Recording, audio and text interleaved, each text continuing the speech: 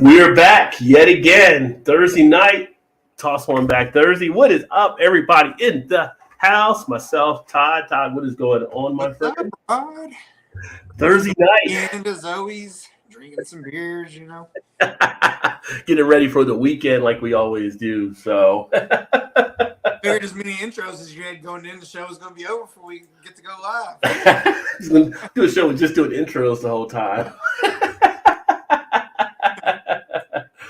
The editing is right there. I'm on point with it now. So it's a nice seamless go from one to the next to the next. So awesome. Yeah, JV in the house. Cheers, JV. What is going on, my friend?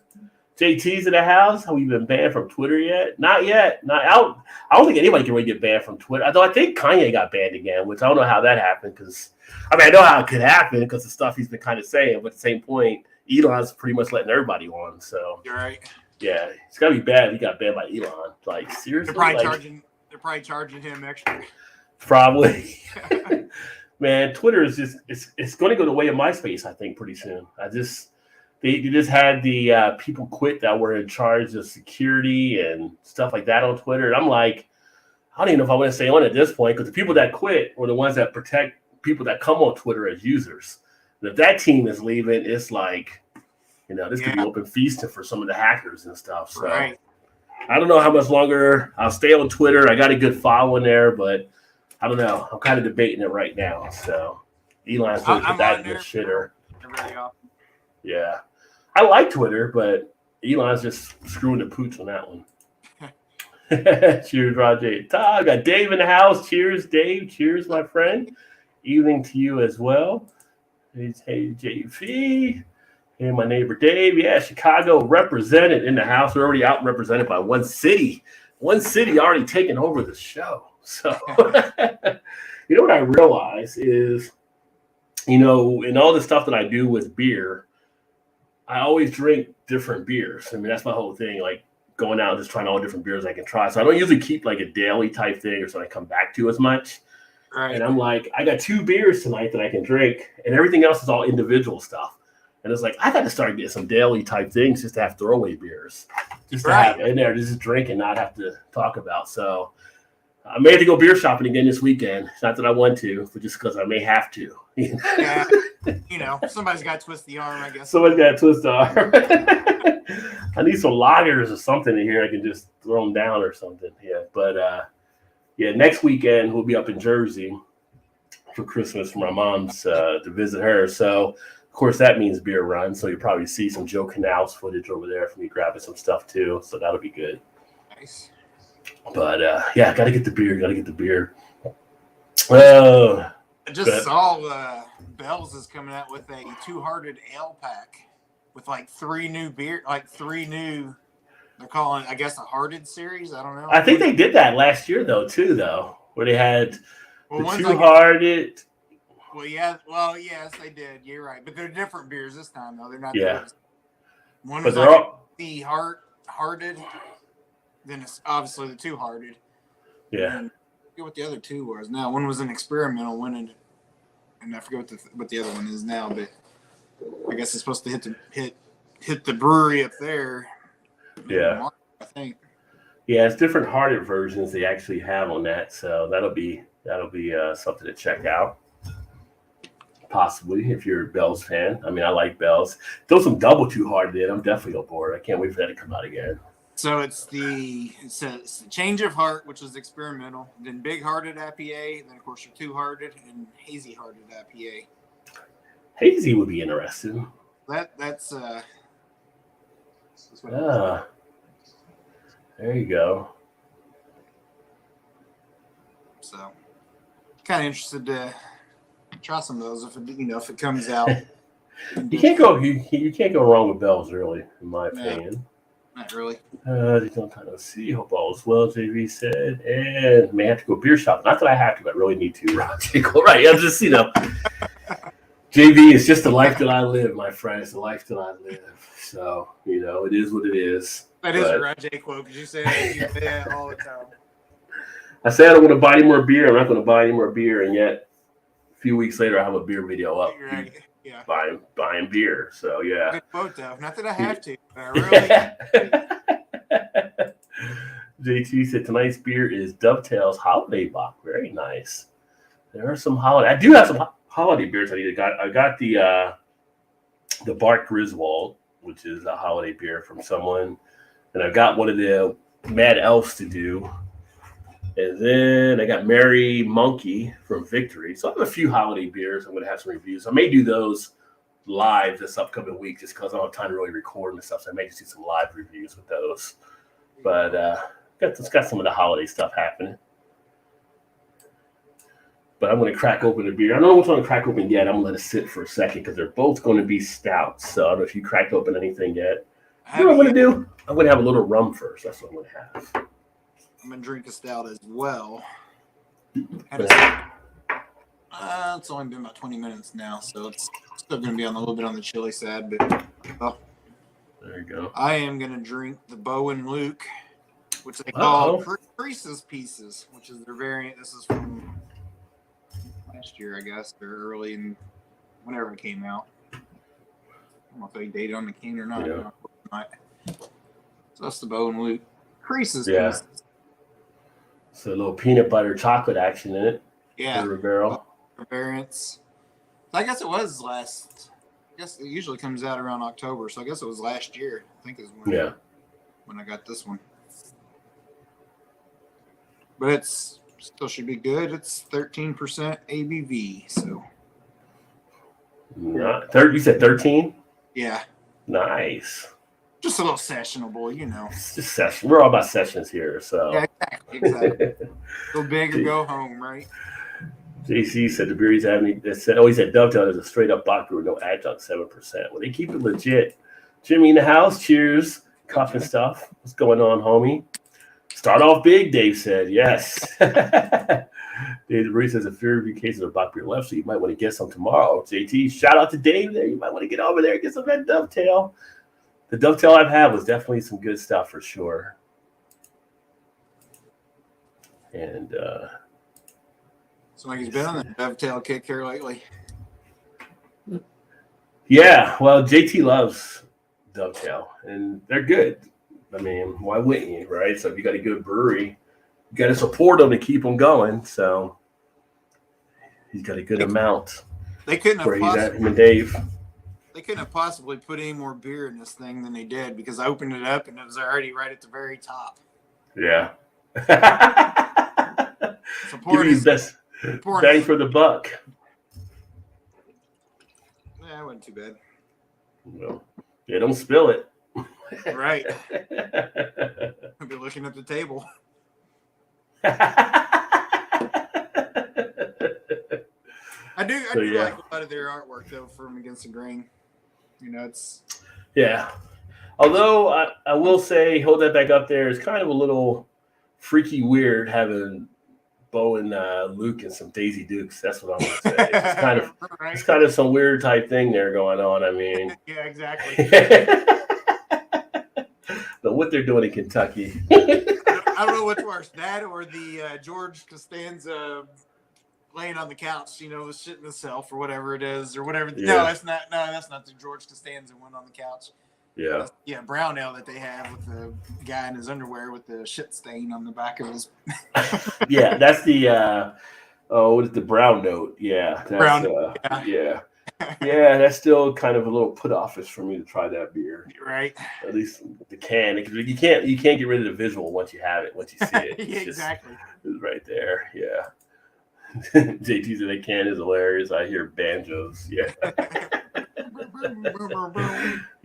Yeah. They do some crazy artwork. Sam and his crew over there at where they're at the brewery Against the Grain.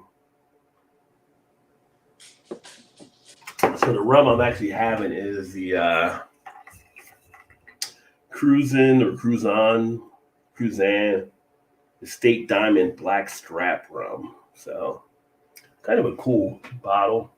Reminds me kind of like the Bourbon County bottles. Yeah. The way it's embossed and everything. So yeah, that is nice. I've been on a rum kick. Was that one you just picked up a couple weeks ago? Yeah. So I've been on a rum kick, and this one's pretty decent as well. Yeah, Captain Morgan Black Spice was pretty good though too, so I did enjoy that one. Okay. Yeah, but I did put on the community tab for those of you that may have not seen it, a question or a poll, and there's 5 hops listed on the community tab, and you identify the one that is not one of the original 4 C's that kind of drove craft beer and basically the IPA. So people that know beer know the 4 C's. There's 5 C's listed. Vote for the one that is not one of the original 4 C's. And then I'll mention that later here in the show. We got some people voting there. And they're also common now. So, but one of them was not really the original. It's kind of like New Edition. One of them is Johnny Gill. One of them was Johnny Gill that came in later. He wasn't with the original group. He came in later.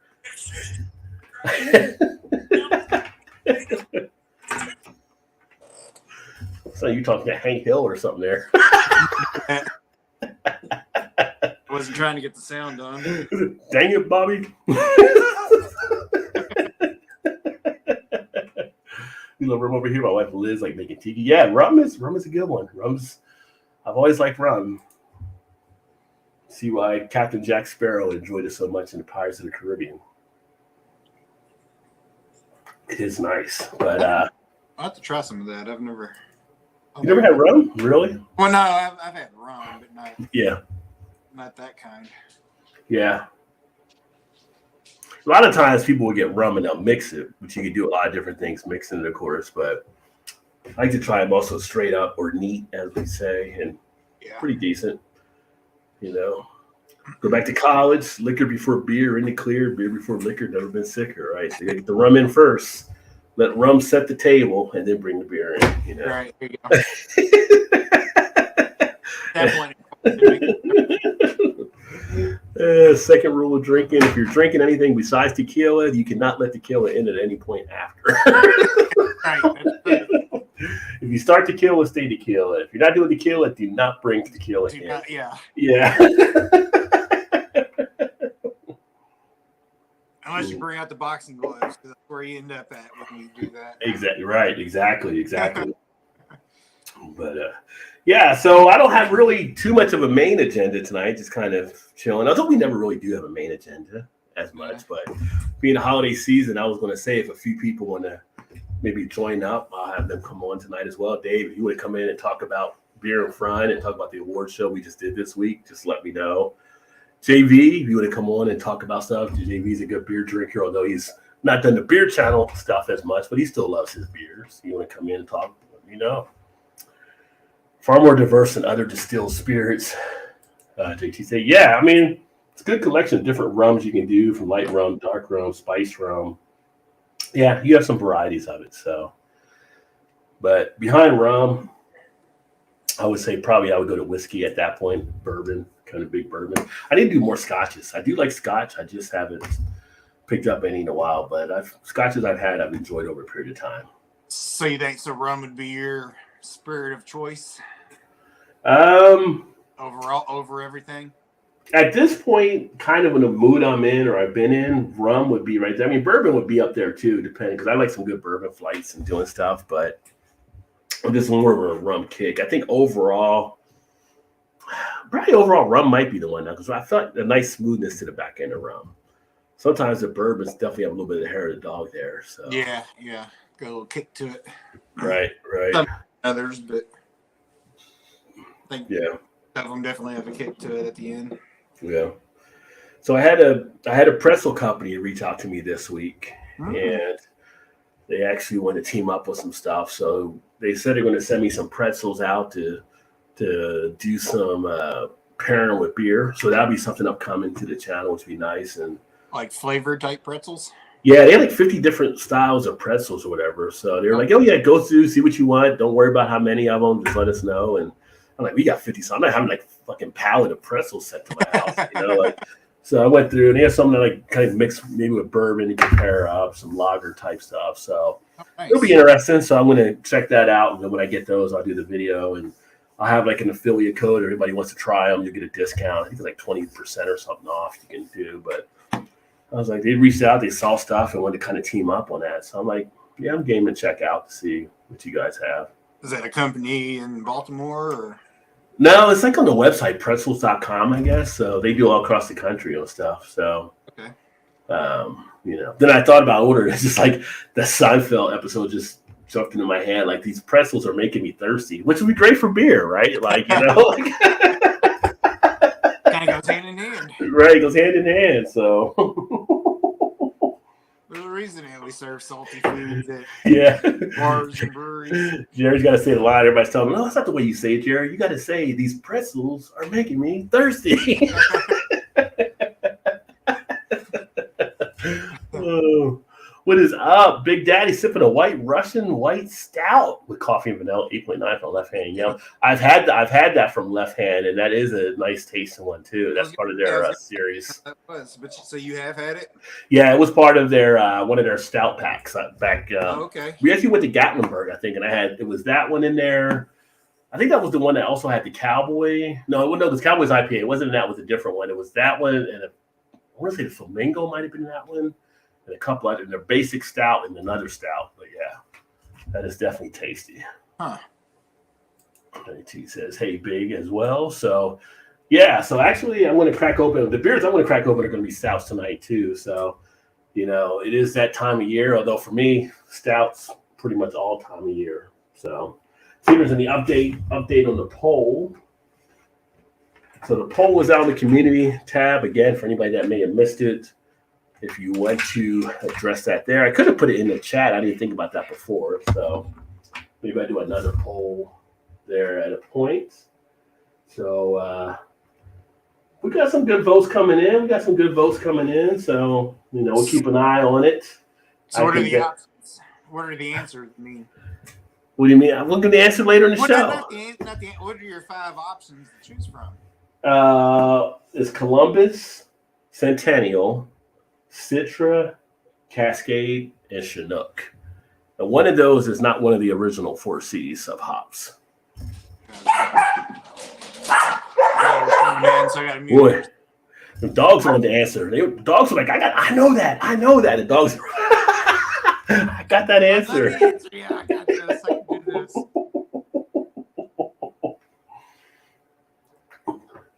Dogs are ready to jump in with the hop answer. So yeah.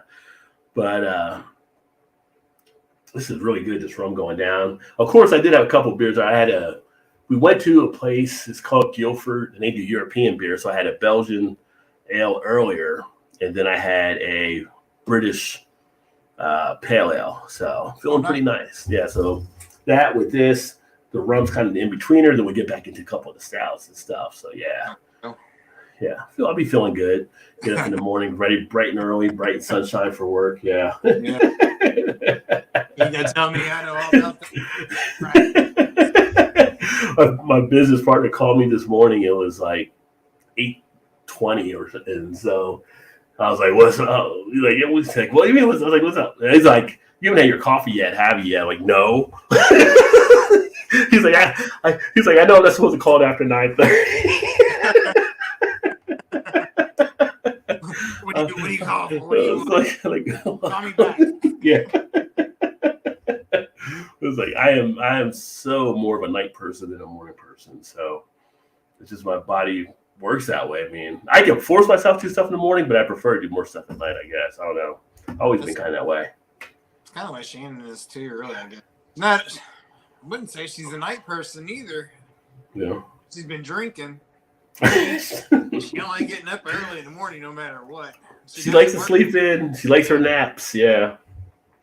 Like she gets up at 6:15 and has to be at work at 6:30.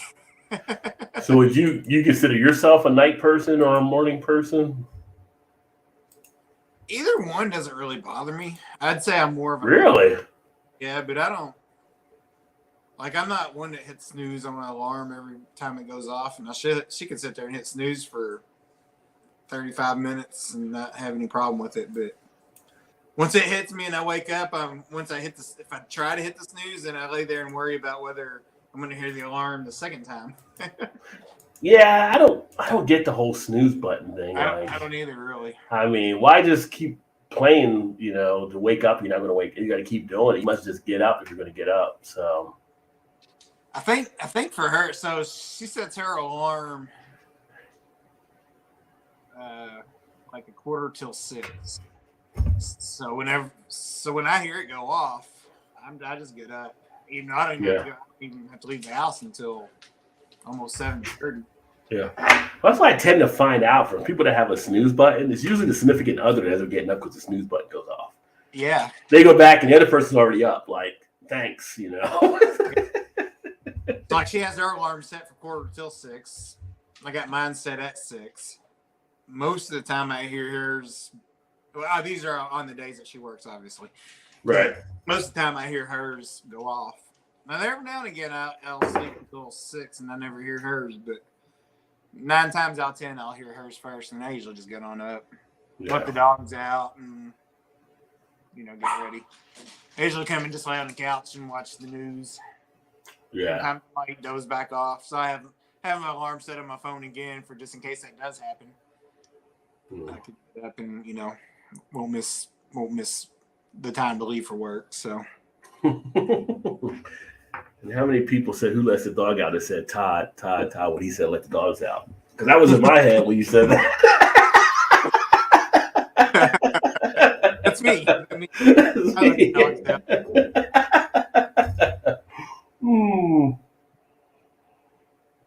Yeah. But, week out basically from Christmas. And you guys all set on your Christmas stuff? We got the holiday ready to rock and roll. Pretty much. We bought our daughter. Well, I say we. She's done most of the purchasing for it, or picked it all out. We've done hers and got her brother and girlfriend and his girlfriend out of the way, and her dad out of the way. Still gotta get my mom something yet. Yeah. Our niece something yet, but you got most of it out of the way. Yeah. I just kind of started. I kind of started late, but I bought her a few things, and won't go too crazy. But yeah, a couple more ideas, and then that'll probably be done. Are you easy to buy for, or are you hard to buy for?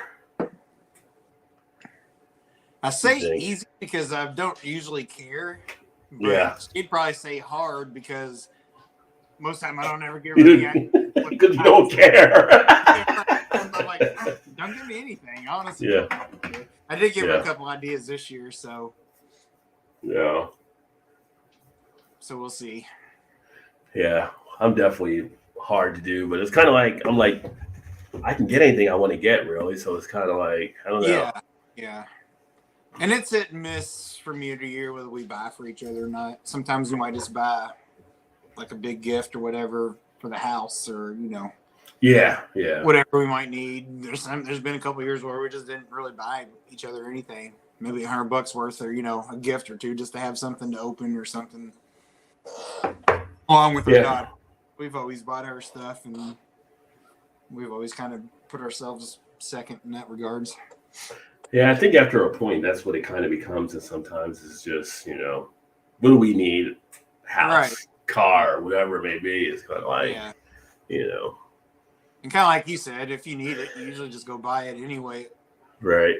Yeah, we were doing a video game show last night, and that was one of the questions that Greg asked was, what do you want to see under a tree or not see under a tree? And it was just like, at this point, it's almost like whatever I wanted to get. Like, I know I'm tough to buy because she asked stuff like, nah, don't get that. Like, don't buy me any like clothes on that because I'm like, get the clothes I want to get, or she doesn't really know the electronics. Like, I know electronics, obviously. Right. She won't get stuff. She got me stuff before around beer, but it's kind of like, she got me like a Viking mug one year or some stuff that was pretty cool. But a lot of times with beer, she's like, well, you already know all the stuff you want to get there. So I don't know. People in the chat, are you guys easy or hard to buy for when it comes to Christmas time? Or maybe you're a Festivus family.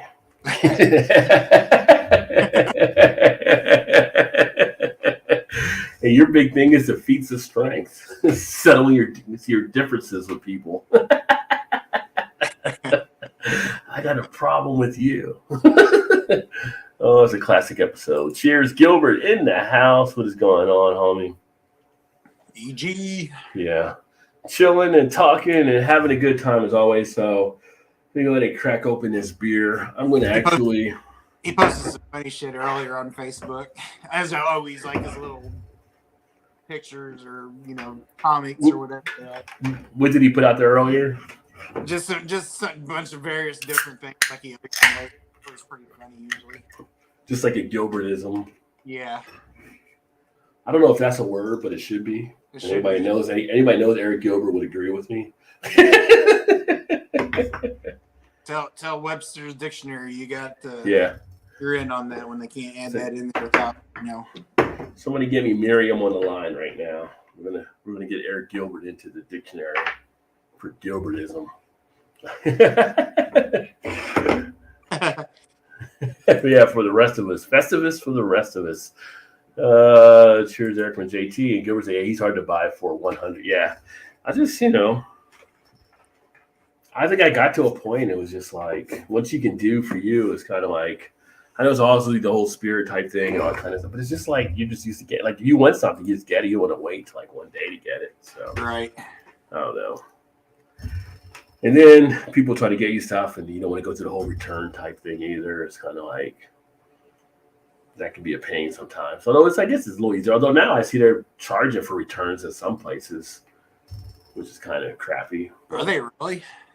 Yeah, like people were like, I think it's more like some of the, I never had an issue with Amazon, but some of the online retailers, because people will buy like 2 or 3 things, they're only going to send back 2 of them or something. But it's kind of like, that's your business though. If you're selling, returns for free. So they're trying to limit people from doing that stuff.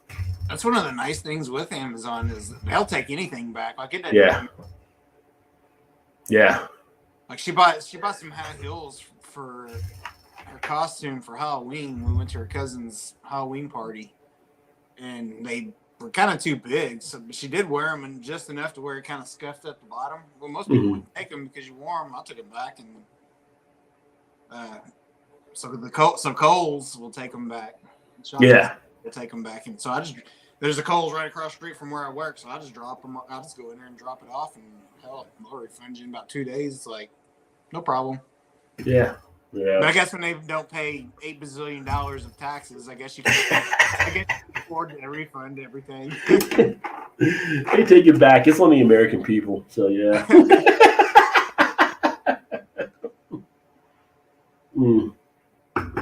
Yeah, it's the world we live in. So. Yep. But I had some stuff from Amazon. They won't even tell you to send it back. I forgot I had something one time. They're like, okay, we'll credit back. Don't worry about returning it.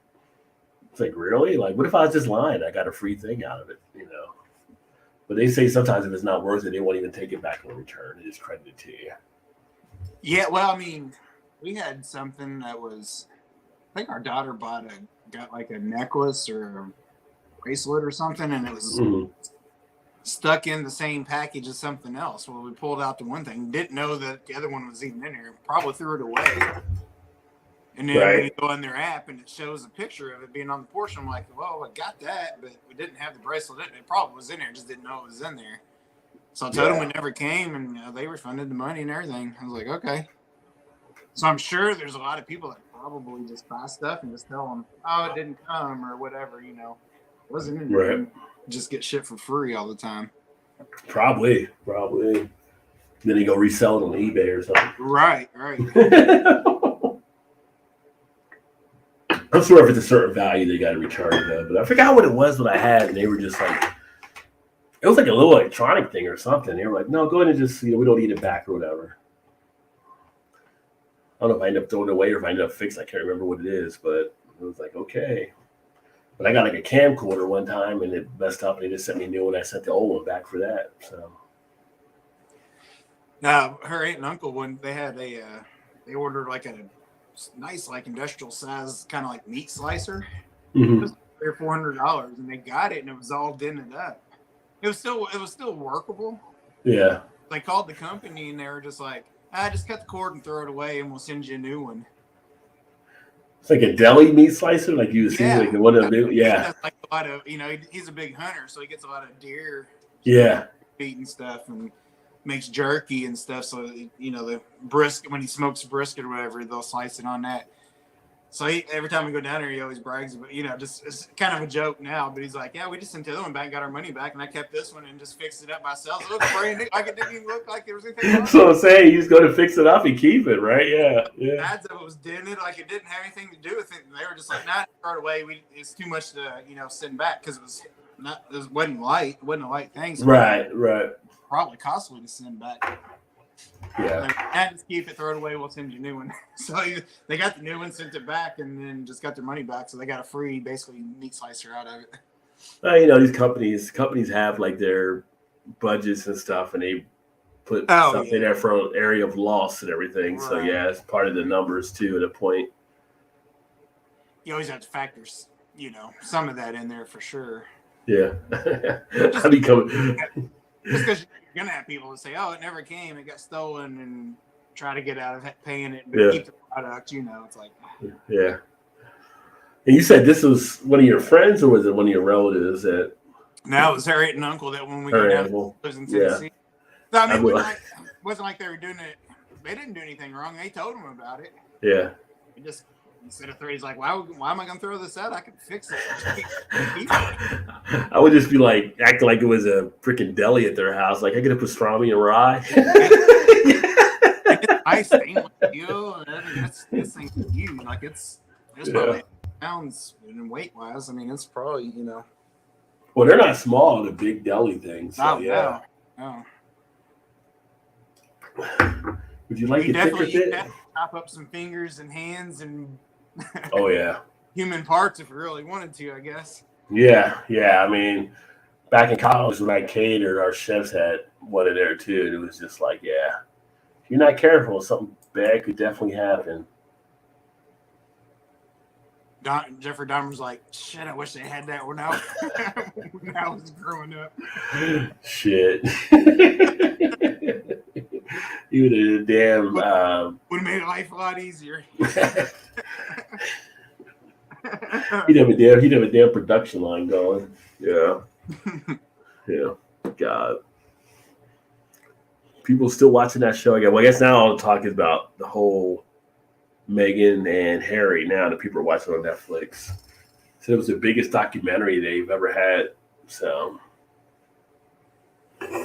I do find it intriguing that how many Americans are kind of caught up on that, considering I know we're a country formed to get away from that royalty, but it's just I guess there's something with it, with the whole fantasy of a prince or a king or stuff like that. Americans love that kind of stuff for some reason. Like I remember being a kid with the Charles and Di wedding, like on TV, and it's like, why is this all on TV? Like, we're not in England. Like, we actually fought and get away from England and not be part of the monarchy, but everybody's watching it. Anything that has to do with anything about famous people, it doesn't make any difference. Like, it's must-see TV. Yeah. Like, no, maybe it's a reality TV type culture or whatever. Like, Yeah. It's like, no. Like, I don't really care either way about it stuff. I mean, but that's what keeps TMZ in business when you have stuff like that happening. Yes, it does. That's for sure. Looking at the poll here. Got some more votes in. So, yeah, I guess we got some separation of what people are thinking out there. So, I can't give any hints because they'll probably give it away at this point, but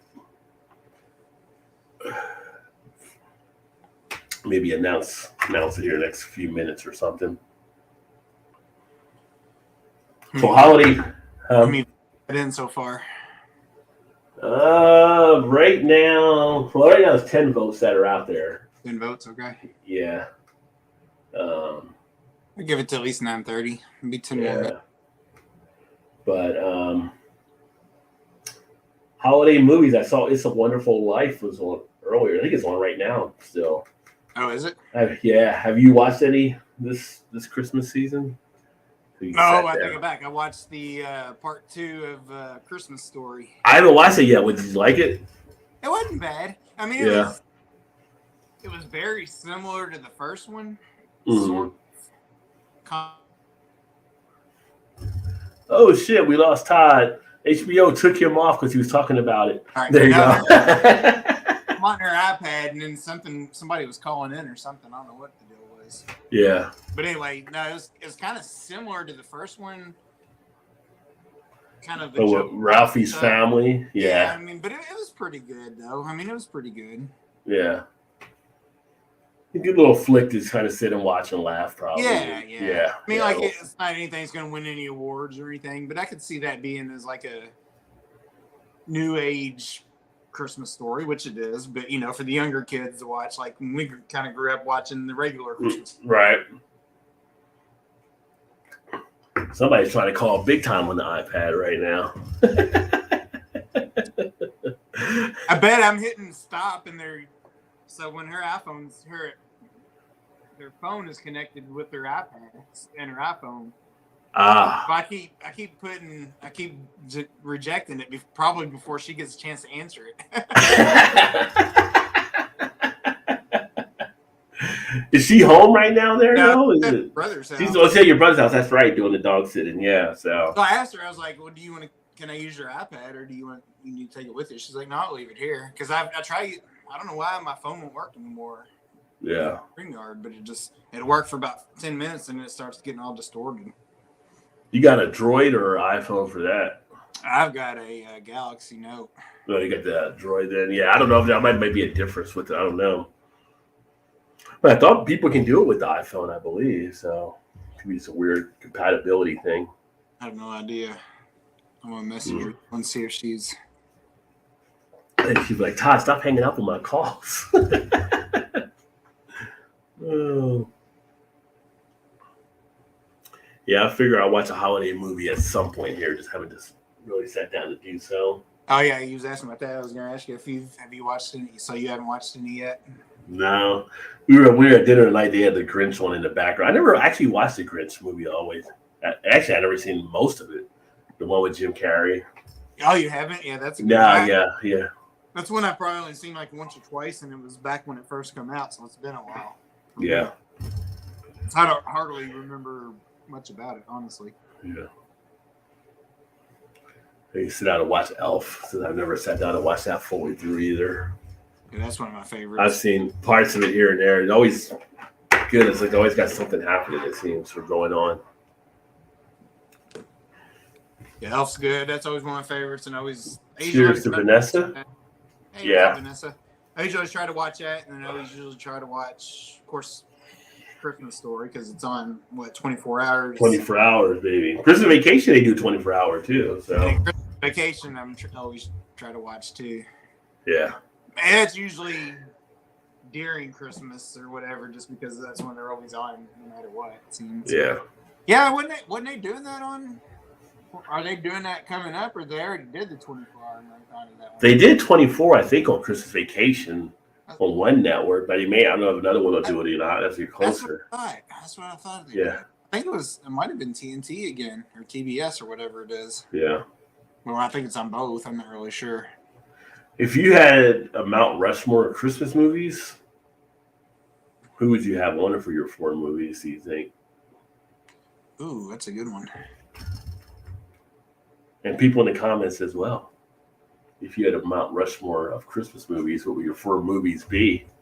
I mean, I probably named 3 of the 4 for sure. I mean, to me, it would be Christmas Story. Although that would probably be, I don't know. I have to think about that one for a minute. Christmas Vacation for sure. Mm. I don't know. What about you? What about me? Maybe the Gremlins might sneak in there. Gremlins, that's an old school one.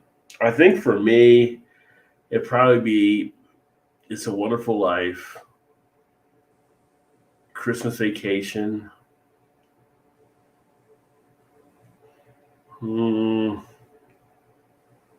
Maybe Christmas Story.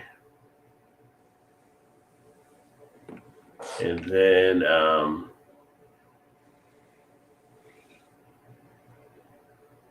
Might be. I mean, I don't watch it all the time it's on, but I do get a kick every time I do watch it. Might be Bad Santa. Might be one. But I don't know if I consider Mount Rushmore quality, but it's just always a funny movie when it's on when it's around Christmas. Bad Santa's a great one, though. Bad Santa is good. That is a good one. I mean, I'm a big Billy Bob Thornton fan anyway, but yeah, anything he's in is always pretty good. But he's great in that part for sure. Oh, he's definitely great for it. Yeah. GT said top 3: Die Hard, The Ref. I thought about The Ref. The Ref is actually a pretty good Christmas movie. Never seen The Apartment. Know about it, but I haven't seen it. But The Ref is really good with Dennis Leary and Kevin Spacey and I say it's Catherine Benning. Anne Benning is the wife of Kevin Spacey in it. So that's actually a really good one. It is a good one. But you only listed 3. Who would be the 4th? Mount Rushmore is 4. Yeah, what's the 4, JT? What's the 4th, JT? I'd say top 3 for me would be Christmas Story, Christmas Vacation. I don't know what that 4th one would be. That'd be a toss-up. Yeah. I mean, as embarrassing as this sounds, like I've never really seen It's a Wonderful Life all the way from start to finish. You've never seen it? Oh, well, wow, really? Yeah, it's pretty good. I need to make that a point to do that, just to watch it this year. I never have. That and the what's the other old one that's always on all the time? White Christmas? No.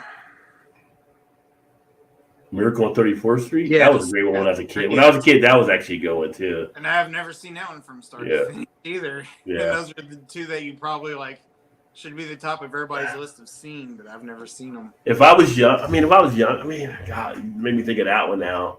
That's kind of a Mount Rushmore quality movie as well. Like, that's what I'm saying. Like, those 2 would be at the top of everybody's list, but yeah, I can't put them there because I've never sat down and watched them all the way from to finish.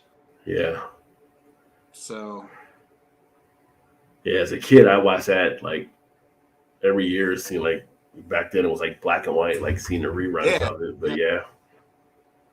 So me personally, it's probably a skewed kind of Mount Rushmore. But you got Scrooge out there too. Some of the Charles Scrooge, like Scrooge itself with Bill Murray was pretty good. Oh yeah. You got the other Scrooge movies too. Yeah, that one was good too. Yeah, that 4th one would be a toss-up for me. Yeah. There's so many different avenues you can go to fill that in. It's kind of neck and neck, I think. So as a kid, what was your favorite animated Christmas show each year? I always liked Rudolph. Yeah. I think the 2 most probably would be Rudolph and Frosty the Snowman, but yeah, I mean those were definitely. And then also you have to throw, Peanuts in there. Charlie Brown Christmas, yeah. I mean, yeah. I mean, outside of that, I don't know. But see, you're missing one of the great ones that probably am. Santa Claus Coming to Town. Oh yeah. I mean, yeah, and you got Heat Miser and everything. So yeah. And the Grinch That Stole Christmas, the cartoon. Yeah. That was like huge. That would be good, like what's your Mount Rushmore of cartoon Christmas. Or cartoon or animated ones, yeah. I mean, but I think a Charlie Brown Christmas had to be one of those too, because I mean that was just classic. But I feel like that, and I guess for me too, would be Frosty, just because when I think of the first time Frosty, and you were a kid and he was melting and you started bawling, like what? It's kind of a cruel show too. It kind of was like that. Shit was hardcore in the 70s and 80s. But it reminds me, like, just Christmas time, the kitchen help on make Christmas cookies, whatever, like your own cookies and frosting and stuff. Frosty's melting. You're like on the counter watching, and you have what is that? Frosty. Get him back inside where it's cold. Get him inside where it's cold. Oh man, that was good. That could have been traumatizing for kids seeing Frosty melt like that. Right, no kidding. Yeah. Yeah, and then you look back on Rudolph. Now Rudolph was like, in today's world, Rudolph was being bullied. He was being bullied by and Santa Claus just let it happen. Just let it happen. See, that's the kind of shit we used to watch growing up as kids. And nowadays, you can never get away with it. Nowadays, they made it Rudolph be in court. The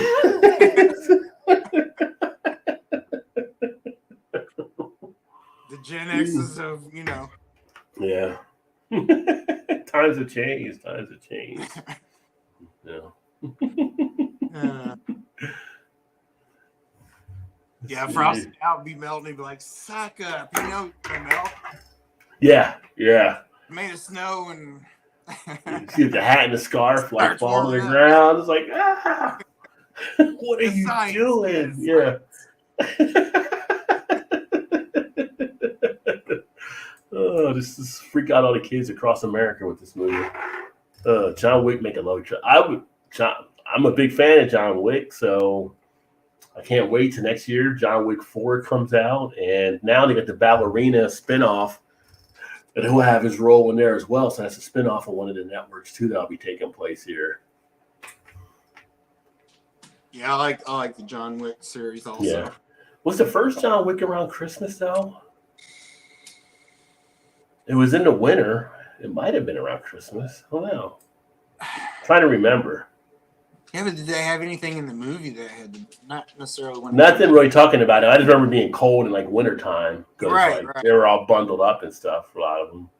I feel like that, but I don't think it had any like Christmas scenario. No Christmas scenario. It had to do with Christmas in it though. Yeah, you don't mess with John Wick's dog. I guess why people always have a hard time with Die Hard. Like, it's a bum with a shotgun. Department won Oscar for Best 1960s starring Jack Lemmon and Shirley MacLaine. I was not even born yet for that one. The Apartment. Yeah, it was Peanuts. Yeah, Peanuts Christmas was awesome. Santa Claus and His Own Lady by Cheech and Chong. Never heard of that one. Me either. Might have to check that one out. California Raisins. Remember California Raisins commercials back in the day? Heard it through the grapevine. Yeah, the animated one is a tough one there as well. Like for best Christmas cartoon, or for animation series.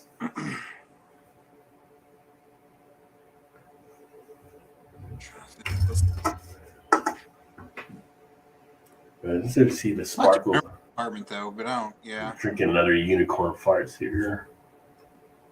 Not getting too much of the sparkle. It's hard to see on camera. Yeah, came in better last week, but yeah, it's all right. On there, it did. It is what it is. As long as it still drinks like beer, I'm good. A lot of Batman movies. Yeah, I mean the first Batman with Michael Keaton. That was around Christmas, I believe. With Jack Nicholson was the Joker. Yeah, well, that definitely was around Christmas. I don't remember the other ones. Speaking of superheroes, I saw that Henry Cavill is not coming back as Superman for the next movies. So he's turning over the role to somebody else. So that was announced. He was a pretty good Superman, though. I mean,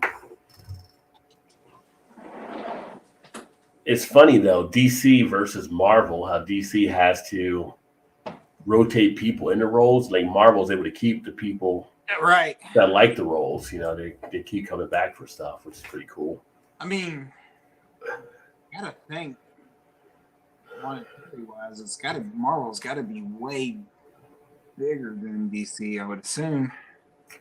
Yeah, I would say. I mean, they got to have more franchises out there. Characters. Well, plus they're on Disney, so Disney are under Disney now, so they got that. And, well, that's true too. Yeah. Yeah. But I mean, you look at the roles they do, it's kind of like, except for the only one that really got changed over was War Machine, who was Iron Man, Terrence Howard in the first Iron Man, who didn't come back, and then Don Cheadle took over that role to be War Machine. And Terrence Howard actually said later he regretted not coming back for the sequels and stuff. Although he just announced he's retired from movies, so he's retired from acting. Yeah. I'm like, dude, like, what are you going to do now? Go work at Starbucks? Like, you know, you're kind of famous. Yeah.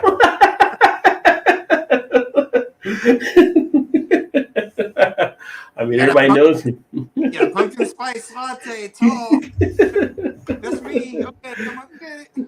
I mean, you're the man that said Maine, you know, when you were doing the movie as the pimp. that's your line, you know. People know you there. You're like Tennessee now, you know, so.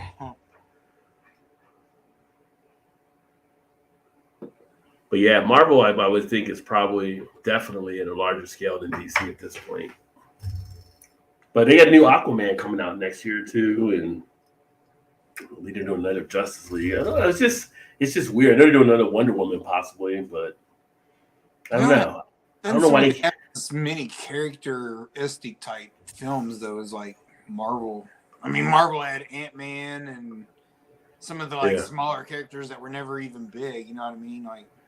Yeah, they're tying them all together in the Marvel universe and stuff. Right. Yeah, I remember being a kid watching like to the other. If you go back and watch them all in the series that they were meant to be watched, not necessarily when they came out, but how it all. Yeah. Like one is a character for the next movie or whatever.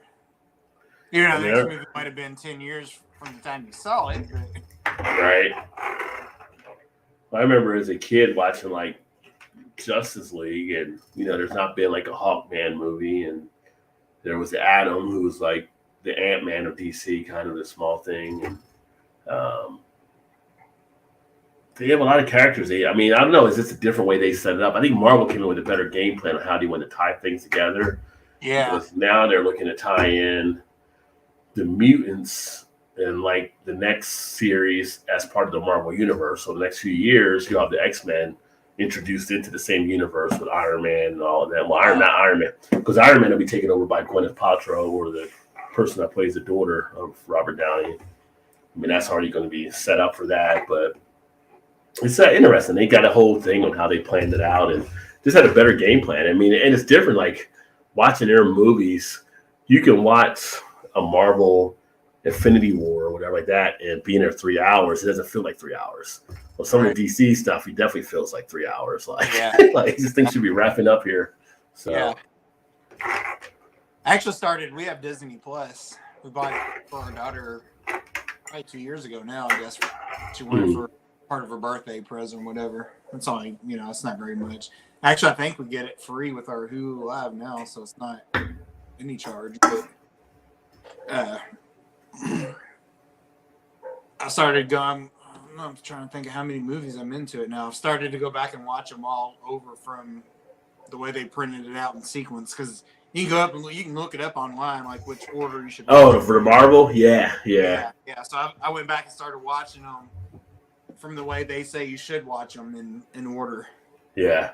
What did you find from it? You find like the story kind of comes together better when you're watching it that way now? Or? Yeah, because like one movie will introduce like a character that ends up having his own movie, but it might be, it might be 6 years later.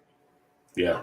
But when you're watching it, that's kind of the weird thing about it. Like you might watch one from, we'll say 2002, and the next one might be 2010, and then the next one might be 2004 or something. It's kind of weird in those regards. How it ties, yeah. Yeah, but it does all actually tie in together as far as character introduction and sort of somewhat of a story. Even though there's not really a storyline altogether, but there is kind of an overall storyline, I guess you could say. Yeah, because now the Black Widow, like when that came out, that's basically more of a prelogue because she died in the other ones that you know from the Avengers. So her movie that came out kind of is before that all happens. You need to go back and plug that in where we need to go. But I think they did plug that in like before. Well, when you watch that, I think it's from that. But even though it came out later. Well, yeah. Yeah, the storylines of all of them when you watch them as they come out in theaters, which because that's what they, Yeah. the sequence that they come in, but when you go back and watch it all in sequence, you're like, oh, okay, that makes some of it kind of makes a little more sense. Yeah. Yeah, it'd be kind of fun. I've never watched except for, I think I did go back and watch Ragnarok for Thor.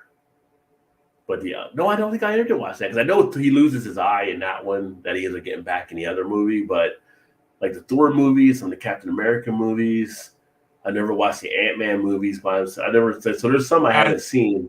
Yeah, I've only seen the first Spider-Man one with the new guy. I haven't seen the other two after that. So yeah. Yeah, there's a few of them in there that I've never seen. So and I haven't gotten to them yet, but I'm trying to go through them all. But it's the only one that I haven't been able to get through all the way, and it might have been the second or the third one in the series, was the Supergirl or whatever the hell that was called. That movie was terrible. Wait a minute, for Marvel? Yeah. Was it Captain Marvel with the blonde? Yeah, okay. I haven't watched that one yet. Don't bother that movie.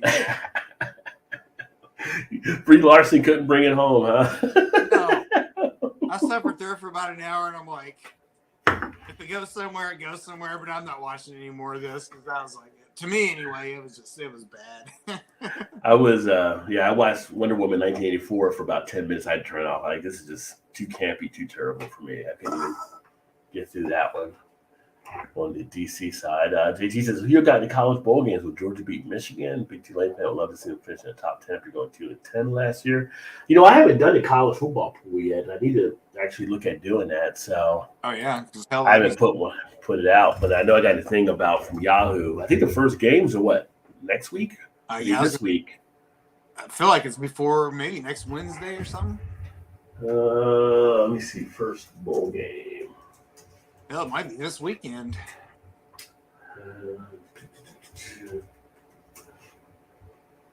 December 6th. Oh, tomorrow? Tomorrow? Wait a minute. Tomorrow is the 16th. It says full college bowl game schedule was released on Sunday and it featured 43 in January. Action begins on December 16th with the Bahamas Bowl. There was a Bahamas Bowl tomorrow. Well, damn. Oh, that's right. But the Bahamas Bowl wasn't sure. There's actually 2 games tomorrow. UAB versus Miami, Ohio, and Troy versus UTSA. Yeah, the University Cure Bowl. Texas What the hell is the Cure Bowl? What is that? That's like a medical thing, I think. Cure, maybe. They're all corporate shit now.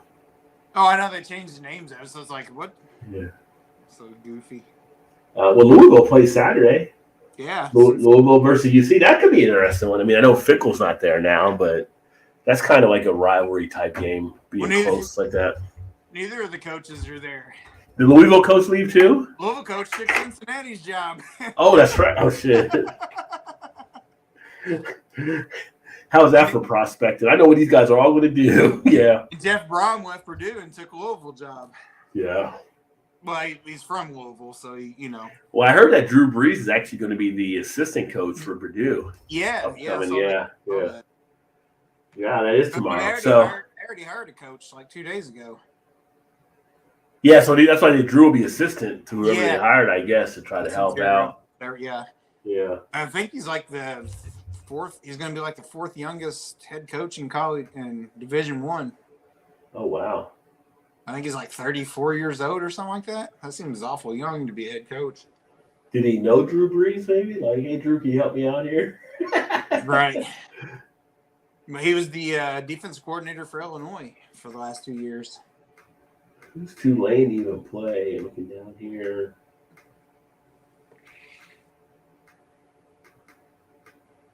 Tulane.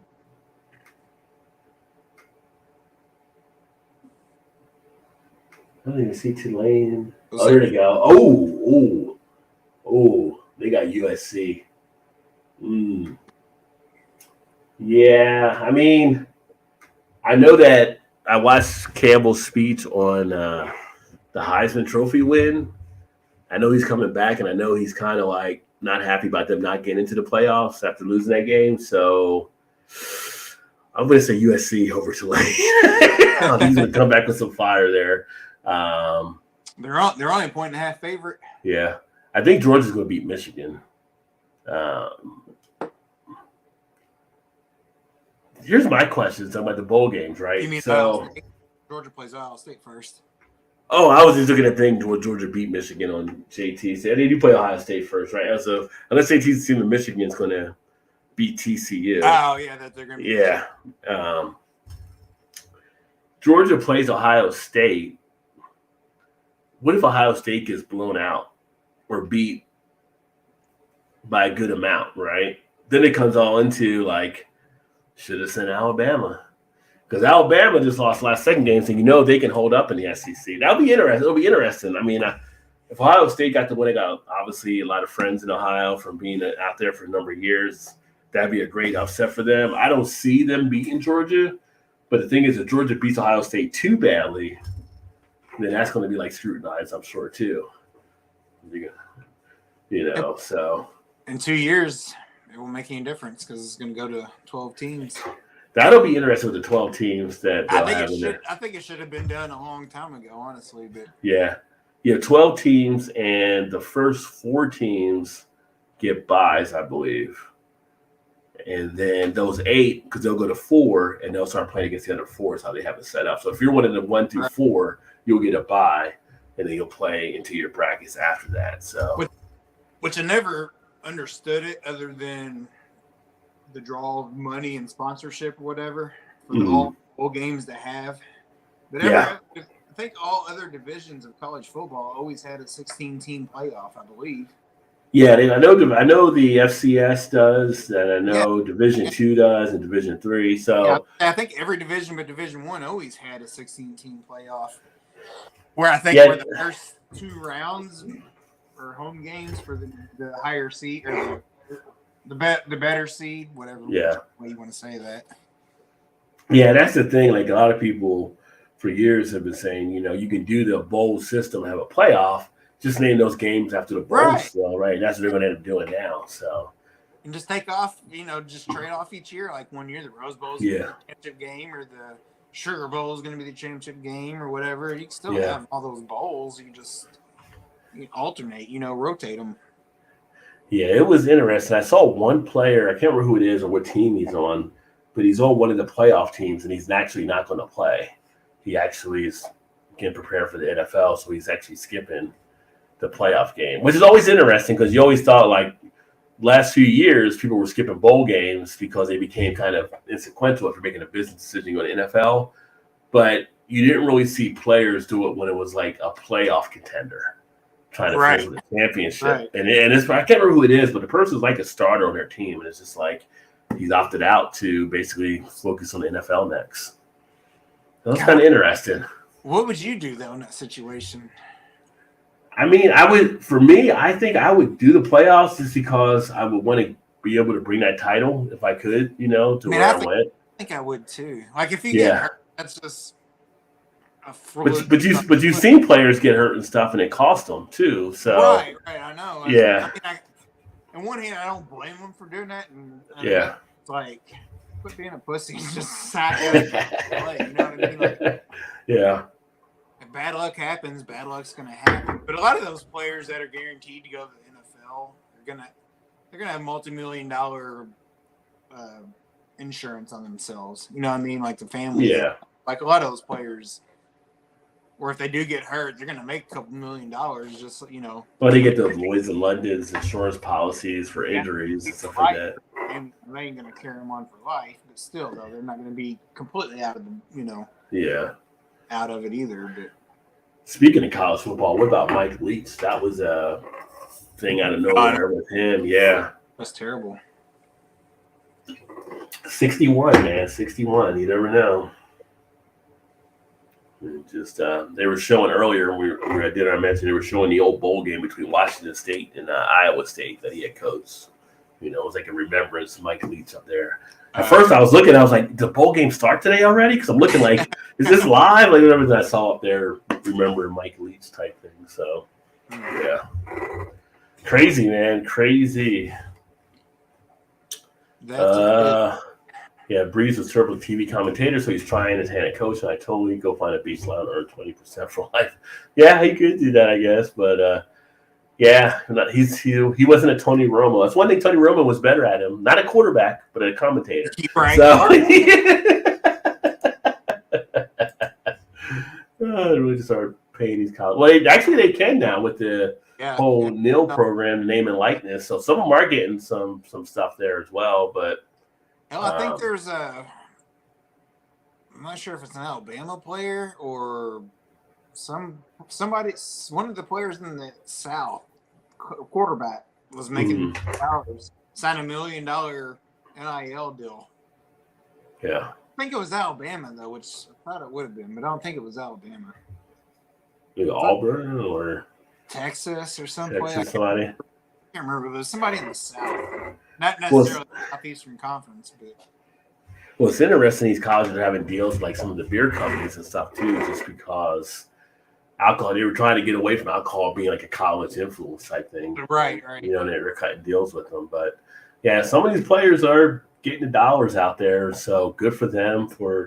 I was always for them getting it. People were like, well, they're getting education. Like, if you say they're getting education, a lot of the guys don't even say that. A lot of them are getting recruited because they can play on the field. A lot of these colleges, in my opinion, are kind of like, just get the players out there so we can win a title type thing, and it's more degree secondary to what their actual talent may be. You know what I mean? So it's kind of like they're recruiting them to come play, and it kind of bringing in the money to the schools and stuff. You see a lot of players that kind of get thrown to the side. Like some of these programs, like there was a thing talked about on the scholarships and how they like offer all these scholarships, but they take scholarships away too for the next crop of people.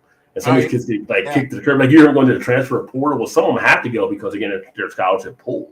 I think one thing that people don't understand or think about, it's like a scholarship is only a year-to-year basis. Like it's not a guarantee that when you get a scholarship, you're going to be there for 4 years automatically. Now, 95% of the time, that is the case. Like they offer you a scholarship, you're going to be there for 4 years on a scholarship. Unless you go pro or whatever, but it's just an annual contract like that. That's cool if the coach decides not to give you the scholarship back. You know what I mean? Like, yeah. But I don't feel like most of the general population or people that watch it probably realize that. Well, I think there's a generalization, I think, for a lot of people that watch thinking they get all this kind of stuff. And it's like they don't get as much as what you think they actually do get. Like in school, I had friends with a WVU football team, and you know, they didn't have money for this or that or that everything, and they weren't allowed to go get some of these other jobs because that was against the NCAA rules and stuff. Right, yeah. And then some people say, well, you get like a stipend. Well, that stipend doesn't really last as long, or it's very small, or, you know, it's like you're talking about, you know, guys that are 6'1" to 6'6" that are 250 to 320, 340. They can eat through a stipend real easy, you know, as far as just the food stuff. And that's not including transportation, other things they got to do around the university. Right. So even that's not even a lot. So it was long overdue to pay players to be able to do this stuff. The whole thing is just like such a sham. I was watching the SMU thing again like a couple weeks ago. And the whole thing about them getting busted is just like so BS because just about all these schools are doing it. Like I mentioned before, like back in the 80s, I remember seeing Brian Bosworth in a Sports Illustrated cover shot where he had a Corvette and all this kind of stuff. And he knew Bosworth didn't pay for it. He was getting paid for by a booster. All these other people were boosting at these other schools, but they made it seem like SMU was just doing it better than anybody else, you know, and they just pretty much got penalized for it. Like all these other schools are doing that same stuff out there. So it's crazy. Not to mention like all the money that those guys could have made off of all these video games when they had like the college football and the college basketball where they, I mean, their name, their number, their height, like everything was always pretty much legit.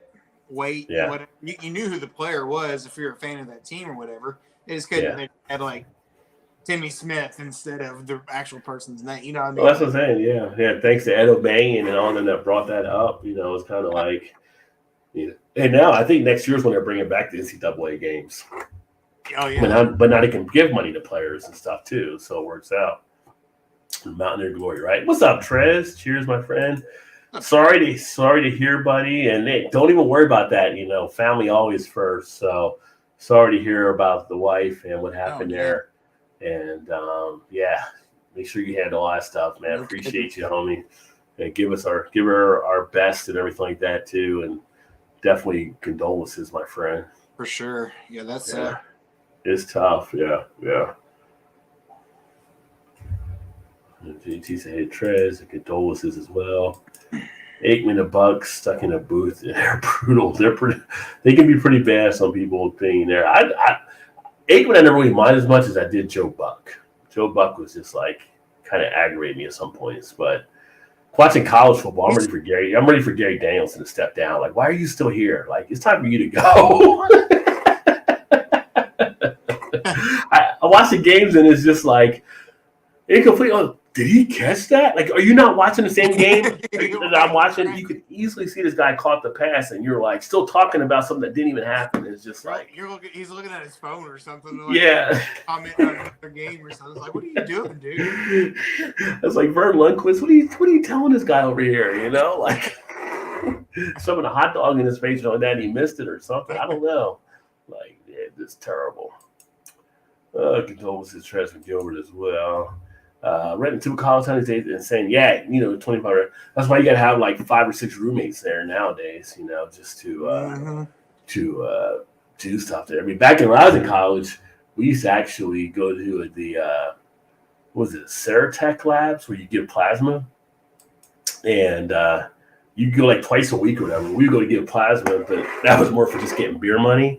So you would give plasma and they give you like $15 or $20, whatever it was, for like 2 hours of sitting there. But guess what? Back in that time, you had 25-cent draft nights. You had $5 drink and drown. So $20 went a long way, baby. Drink and drown. I don't think bars can even do that nowadays, I think, with all the laws and stuff. But back then, $5 drink and drown, you were just, let's go. Friday night. Yeah.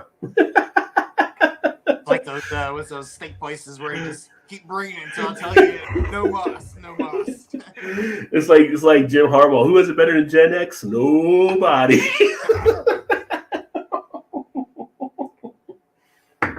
Yeah, we had some fun times. Yeah.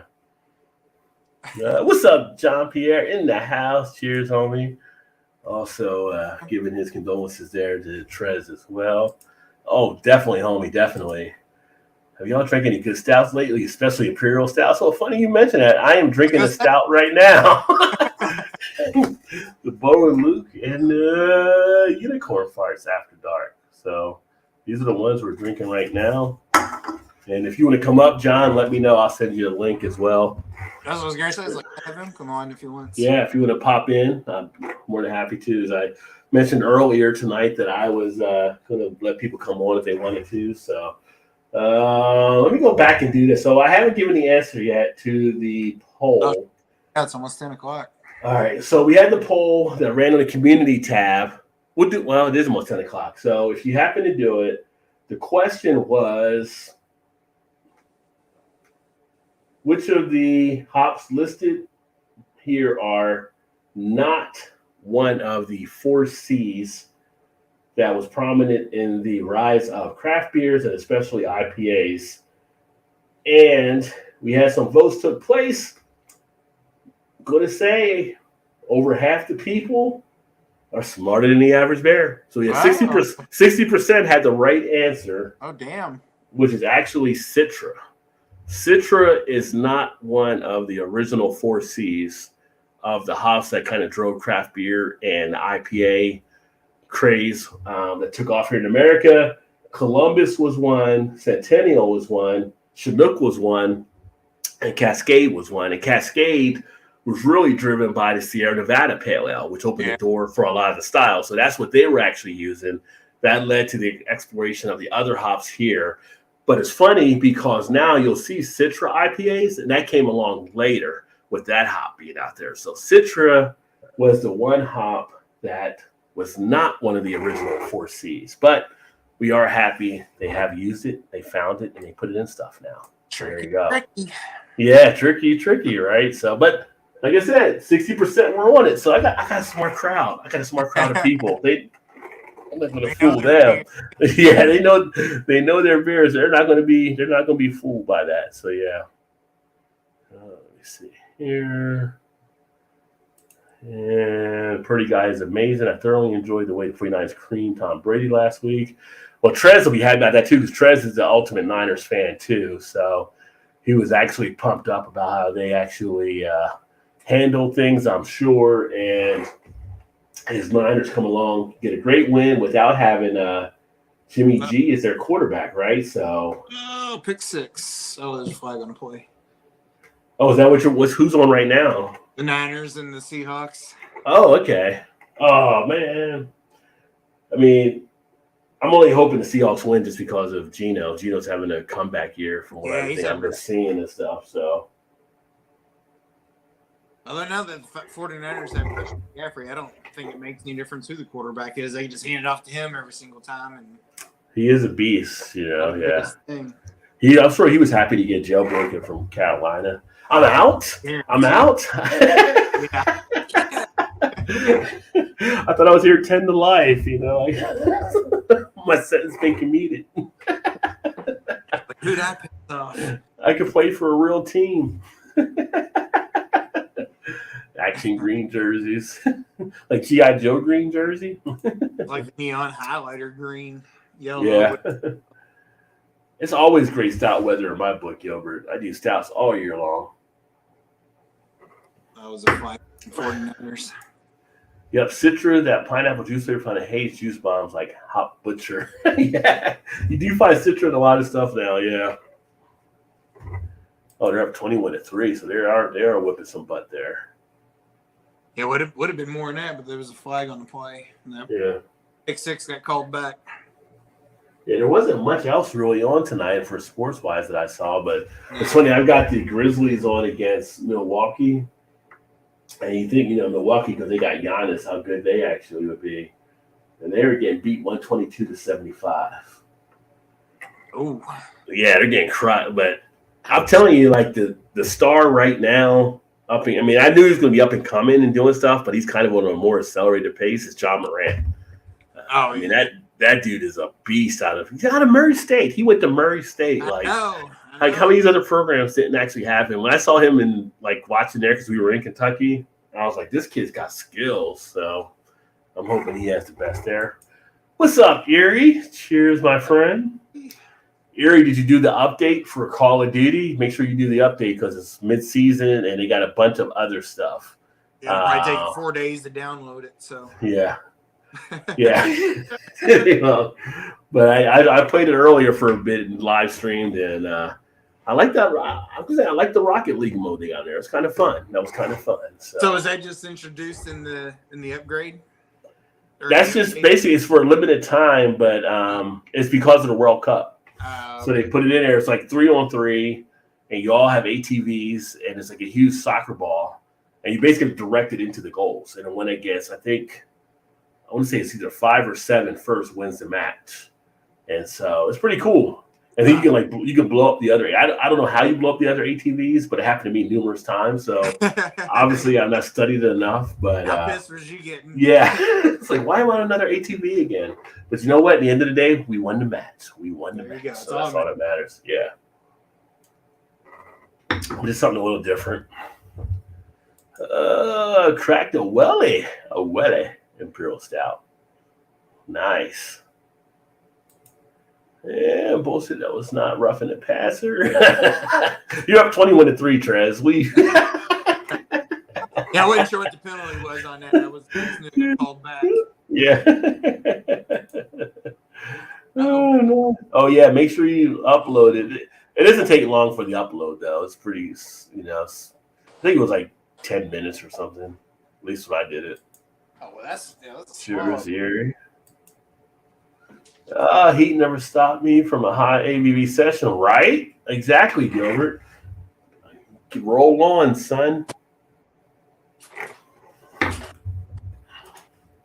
In terms of posting the players, I pick March Madness over the NBA play. But March Madness is totally a different level. I mean, that's just one and done college basketball, play your guts out, where the NBA, you're playing the best of series. So you got a chance to try to rebound there.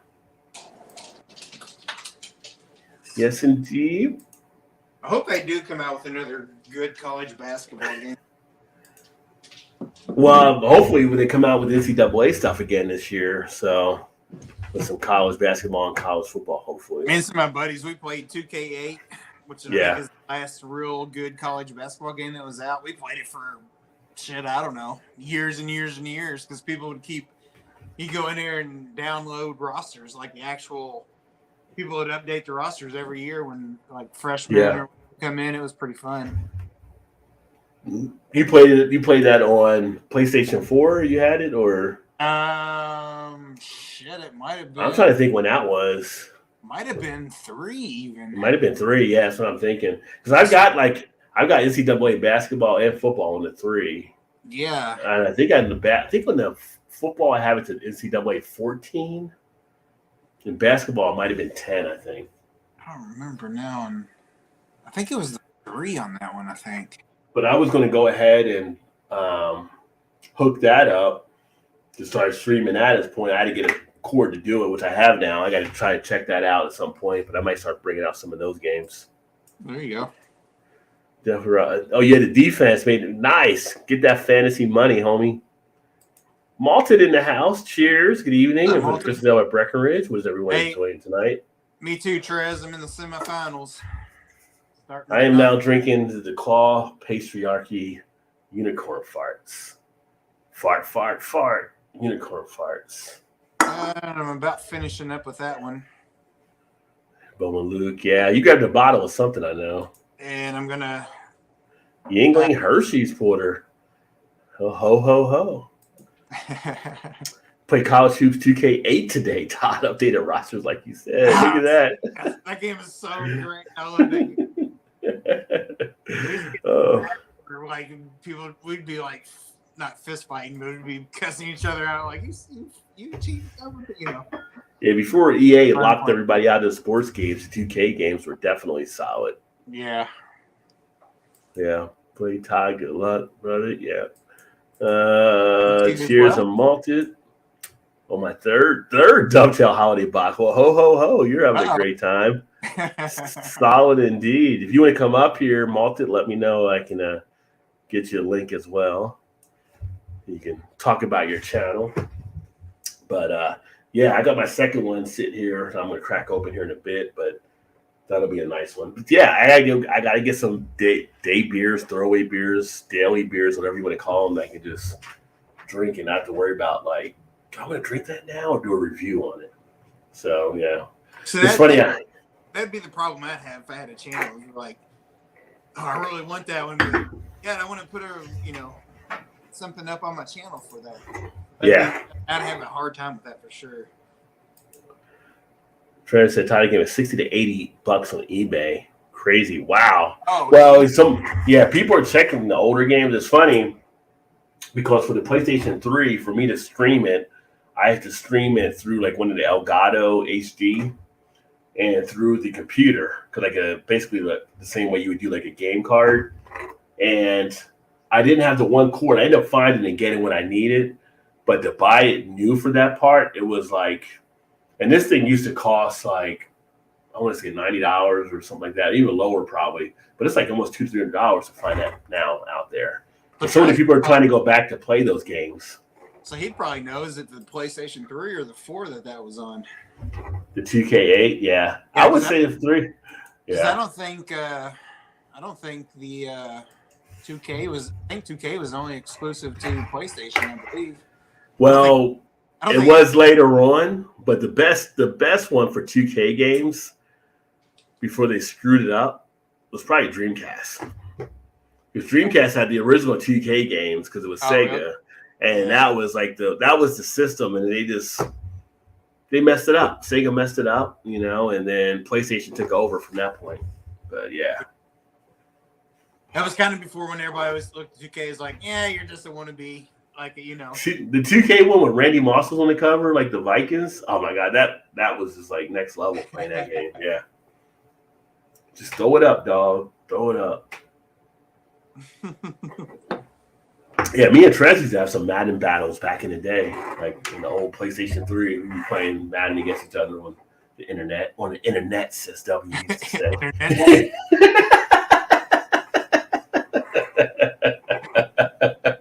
We used to have some fun doing that and everything, so yeah. Yeah, I got some other stuff I'm going to be doing with the gaming channel. One of my goals for next year is to get the gaming channel up over 1,000 subs as well. So I'm going to be pushing a lot more on that, doing different things. But the beer channel, I'm going to actually have some new stuff coming up. I'm going to be waiting until January, but I'm going to start rolling out some top lists and some different things. That'll be something interesting. And I mentioned before, like the reviews. The reviews will still be around, and I'll record them as I do them and stuff like that. But I'm going to be doing other stuff here again. I know, Todd, you mentioned before about doing the hop series again and something like that. So I'm going to be doing more of that type stuff and trying to cut different things just because, again, reviews are like low-hanging fruit in the beer community for YouTube. It's just like people do reviews, but there's other stuff I want to do from the beer world. So right, I want to have that stuff introduced here and reach out to some more of the breweries and hope to get them on as well. Yeah, we had a blast. Had good times for sure. Yeah, for sure. Yeah. Yeah, we had some fun games, and God, I don't think I really have played Madden much since. I mean, I've gotten it over the years. I think the last Madden I got might have been whatever was when we played couple of years ago. Was it 19 that we had there or 20? Whatever it was we had, it was the last one. I got the one after that one, so it might have been the 19. Yeah, might have been 19. Yeah, I mean, I got more out of like now. It's like FIFA. I'm big into. I love playing FIFA, and NHL I was playing for a while, but I just hadn't played that as much. And most of the time, it's Call of Duty. But I have so many other games that I have, and next week I'm going to be getting more games from the PlayStation update that they're doing. So they got 22 different games that are dropping next week for stuff that look interesting. So nice. So I need we'll to see. My TV down that my PlayStation's hooked up to is on the fritz. So I need to get the PlayStation upstairs and hook it up on the main TV so I can. Yeah, we were playing. I think last time we were playing golf and stuff. So yeah. And now they got the 2K golf, which is where Tiger went over to versus the EA. Well, I think the one we had was 2K, wasn't it? No, that was the EA one that we have. I think, unless I'm mistaken. I have to look at it to see. I'm not sure either now. I got me thinking about it. I always thought that was the 2K also. Maybe it is. Maybe it is that one. And maybe it's just because Tiger left EA to come to 2K. Yeah, I think he's there. Yeah. Yeah. Because he had his own series in EA. Yeah. But that's always. Yeah. But that's always a fun one to kick back and play and relax and chill with. I like that one. Well, I need to hook my stuff up to my TV that actually works. It's the damnedest thing. It's an old it's an old what is it? Oh, Samsung. We bought it when we were in our other house, so it's at least 12, 13 years old probably. Yeah. But I'll start playing it, and then it's like somebody turns it off, but it's on. Like you can hear it, but the picture never comes back up. But you can hear it like on and off. It's the damnest thing I've never seen before. So I'm like, we'll just get another one. Yeah, I have one TV that the backlight went out on, and I was like, do I get rid of it or keep it and get it fixed? And I looked online, and like you can get it fixed for like $100 or something. Oh, okay. But like, buy a new one for a new one, you can get like stuff for $200, and it's like, I'll decide later on. But I put it in the other spare room. I'm like, when we move out of here to a place we're going to do for a house or whatever, we need to look at that here shortly.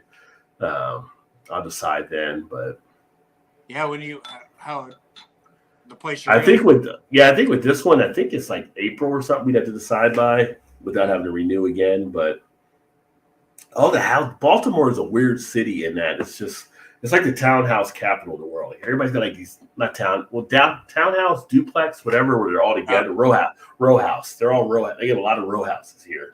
And it's like the most row houses per capita. It's just like, I don't want to live in a house that's attached to another house. which is kind of stupid when you think about living in an apartment, which is attached to another apartment. But right, yes, that is true. But I'm renting it. I'm not owning it, type thing. So right. And I have to worry about what other people may be doing in their house that might affect my house, right? If somebody fell asleep smoking, the whole road could catch on fire, right? Oh, yeah. Like versus if it was just your house. So, and we're looking at other spots, but Baltimore is weird in the city where they have a lot of these row houses, and you have to really get outside the city to find like regular houses like we would have like when I was in Kentucky or where you're at in Indiana and stuff. So it's kind of like we're looking around to see. And the thing right now, she wants to try to do like a 1-floor type house, which is fine with me as well. But a lot of them are 2 stories that they have here, or the 1 floors aren't just big enough, So do they have just like patio home type things instead of like the row house or whatever you was calling them? Yeah, I mean, but you just got to look around the city. I mean, they're outside the city in a lot of spots, and being close to the city is kind of a nice thing, but it costs you to live in the city. I mean, we're paying a good amount to live where we're at and stuff, which is like, once we move out, that's more savings or stuff we can do, but it's just, I get to work from home, so it works out well for me. She goes to the office whenever, a couple of days a week or something.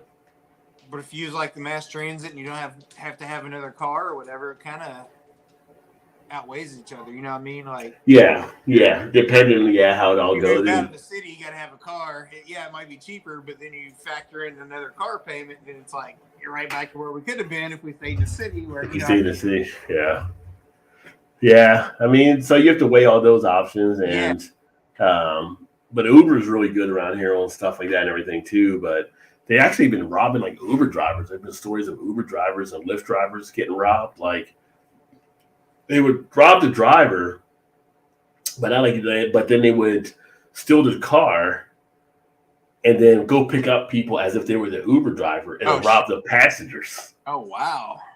And they would like call through like the contact. If they got their cell phones, they were calling through contact phones and saying they had so-and-so, and if you don't pay this amount, blah, blah. They've arrested some of them. A lot of them have been like juveniles, but it's just like, it's just kind of crazy, but that's Baltimore. I mean, like I said, I don't see things like The Wire, but I hear things like The Wire. Right. But they had that on the news about how crazy it was with that. So I'm surprised you really don't hear about the kind of thing happening really more than. I'm sure maybe it does, and you just don't hear about it. Yeah, I mean, but overall, Baltimore's, I wouldn't say that much different than a lot of the other major cities, except, you might look at, there might be, depending on what the numbers are for shootings and stuff, right? But if you look at Baltimore, I mean, like JT and them are in Chicago. You got Chicago that's always up there. You got New York that has their stuff. You have LA that has stuff. As far as a major city, it's kind of like, unfortunately, shit happens, So it's like, I don't have a concern about kind of stuff like that. It's always like a head on your swivel type thing. I mean, even like me and Trez in Cincinnati, you always have shit happening there and stuff. You just have to be aware of your surroundings, knew where you were, and observe shit. Like you knew like when shit was going to happen when you see stuff. Right. Yeah. So it's funny. I saw a list the other day of the top 10 most dangerous cities in Indiana. Yeah.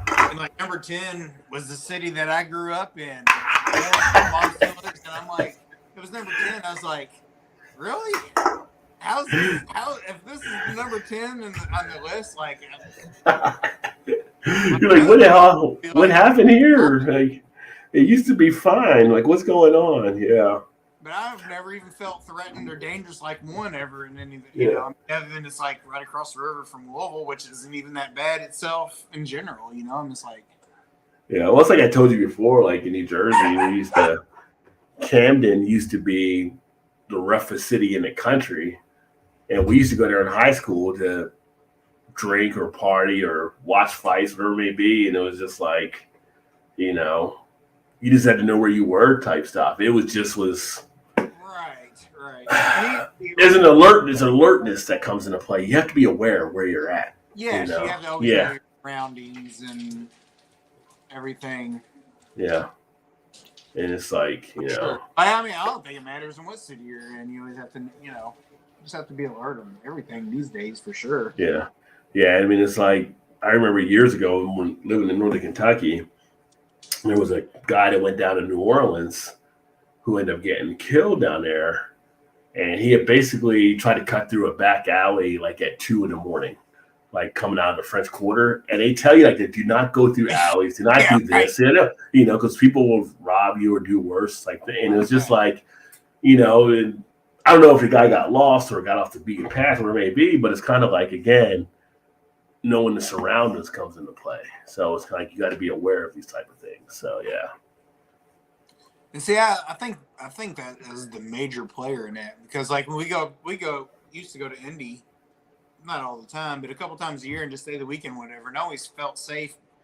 And I know there's like, suburbs on the outside of town or whatever, like you shouldn't probably walk through. Mm-hmm. And I know it's exactly the same in Cincinnati, but because I'm not as familiar with the surroundings of whatever, but I never felt as safe walking through Cincinnati.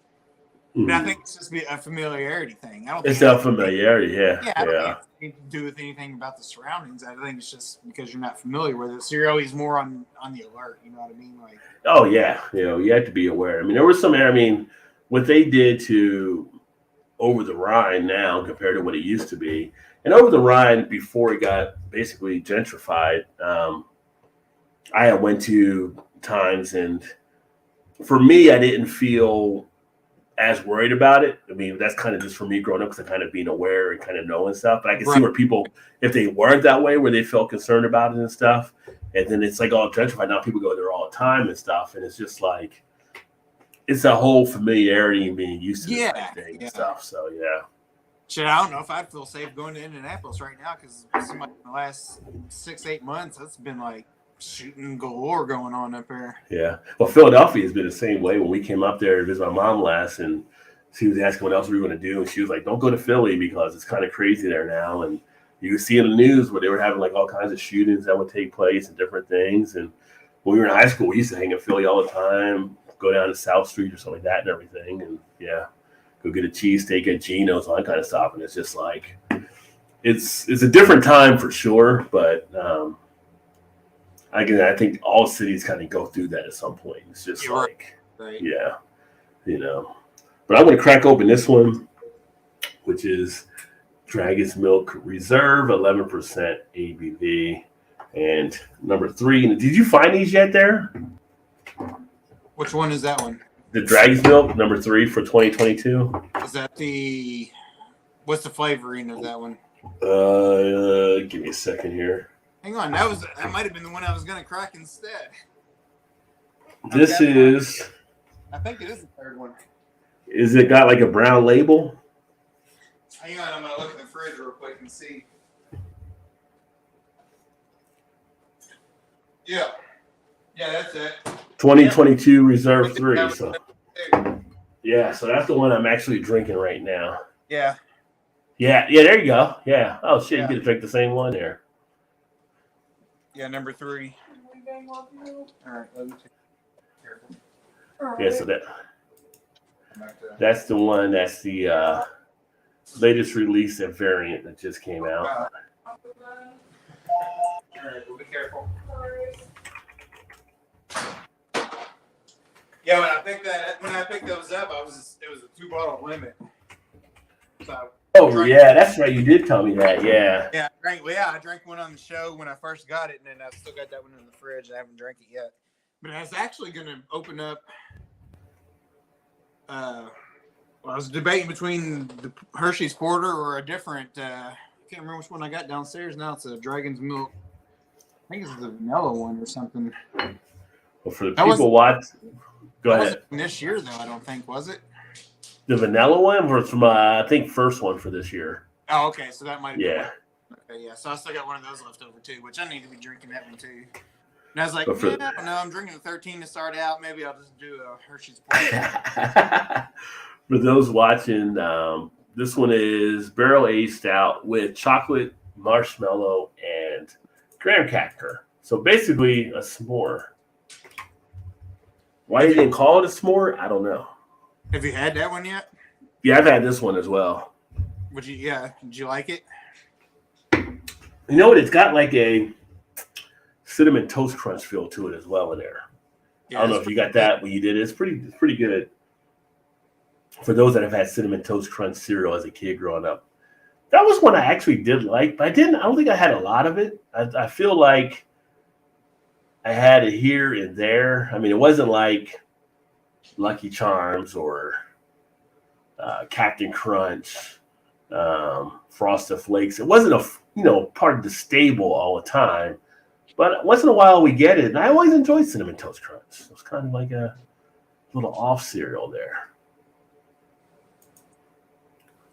Never played actual golf in my life, but I love golf video games. I know people that love freaking Golden Tee. Yeah. ODR. Yeah, night and day concerts that are happening now. Amazing. Always a good time.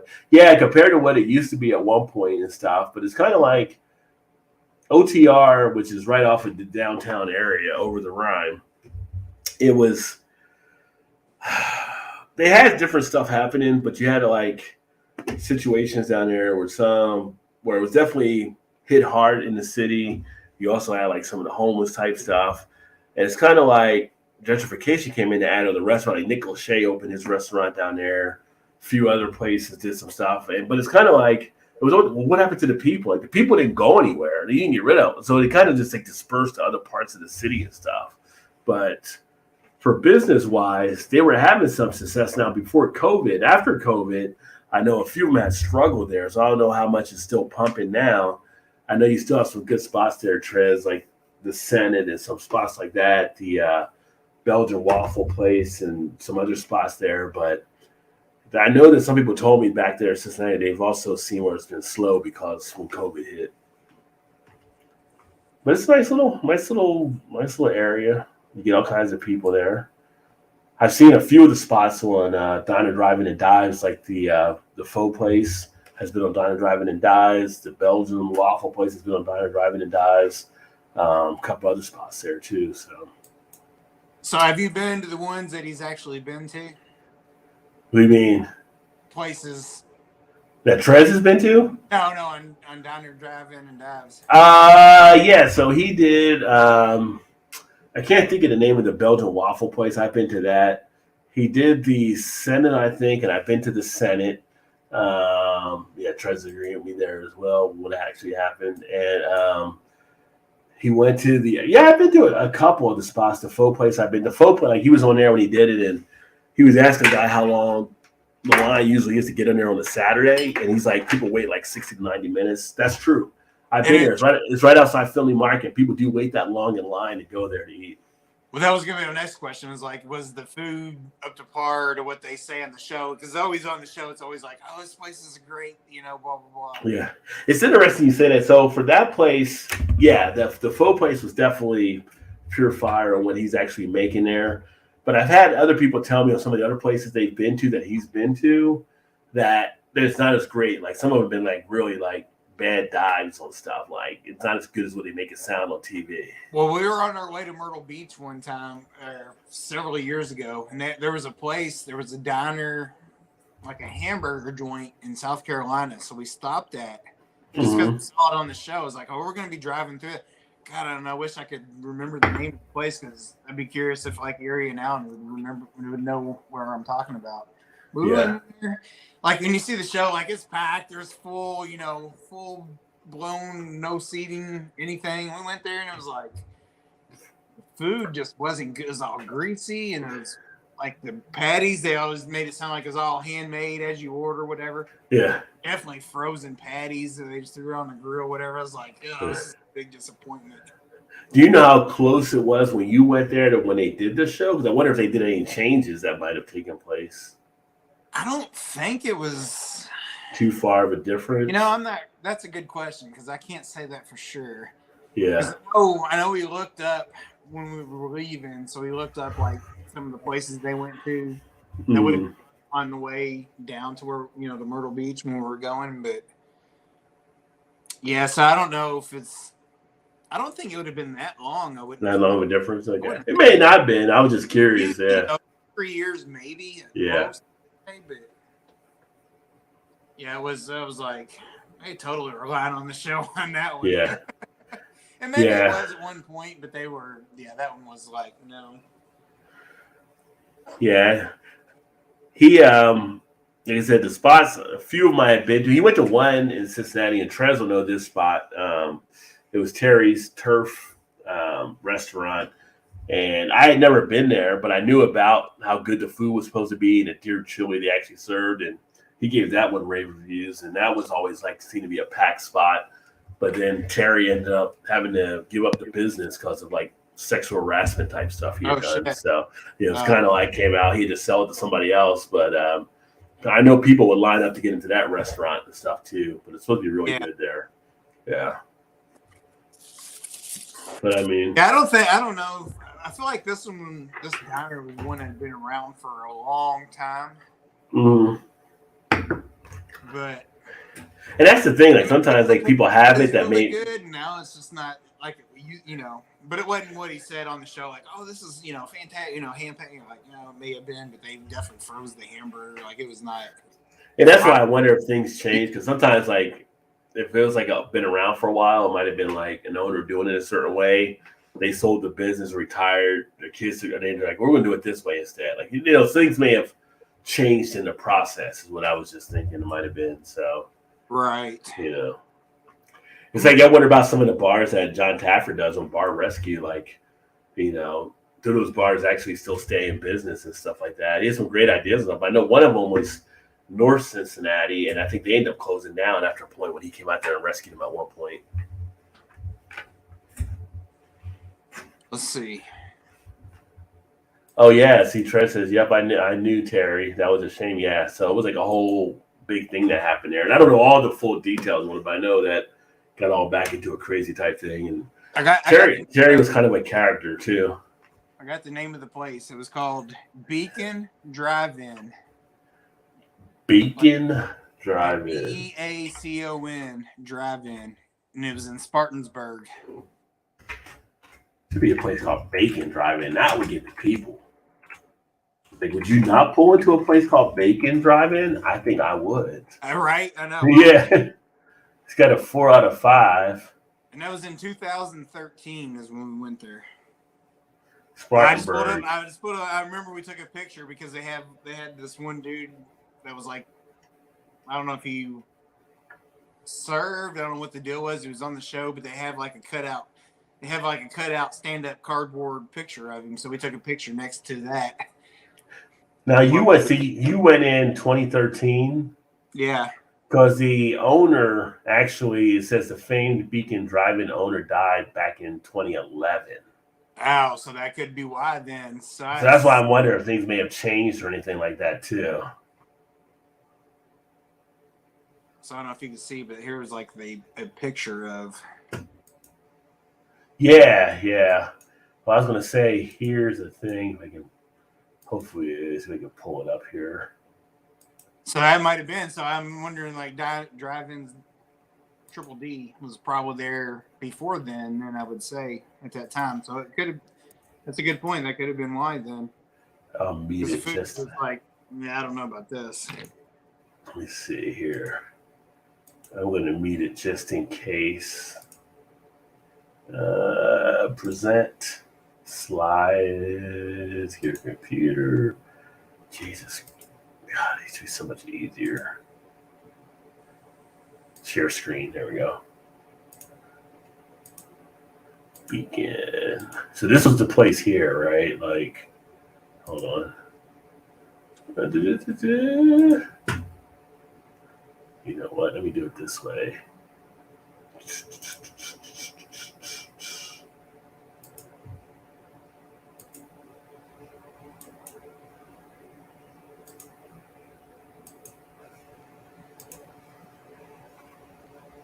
Once the legend, John B. White Sr., founder of the famous Beacon Drive-In, died at Mary Black Hospital. Tonight, News 4's Mike McCormick with the story of a man who, like his restaurant, became a true landmark. Working at the isn't just a job. I worked here for 37 years.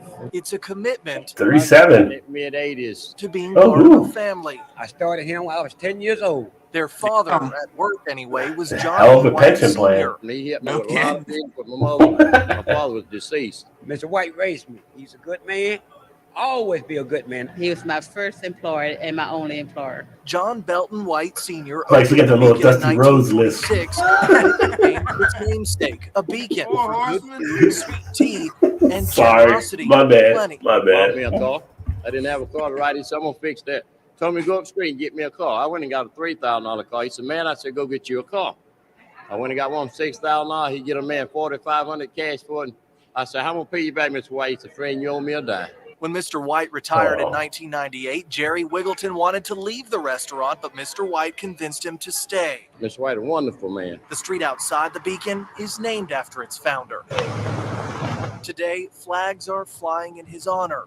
He was just a flag person. He loved the United States flag. John Brown put them there for his friend of more than 30 years. He just had a fine attitude and a fine smile, and he loved to see you smile. Inside, a small shrine. Let those who knew him and those who didn't thank him. I'm gonna miss him.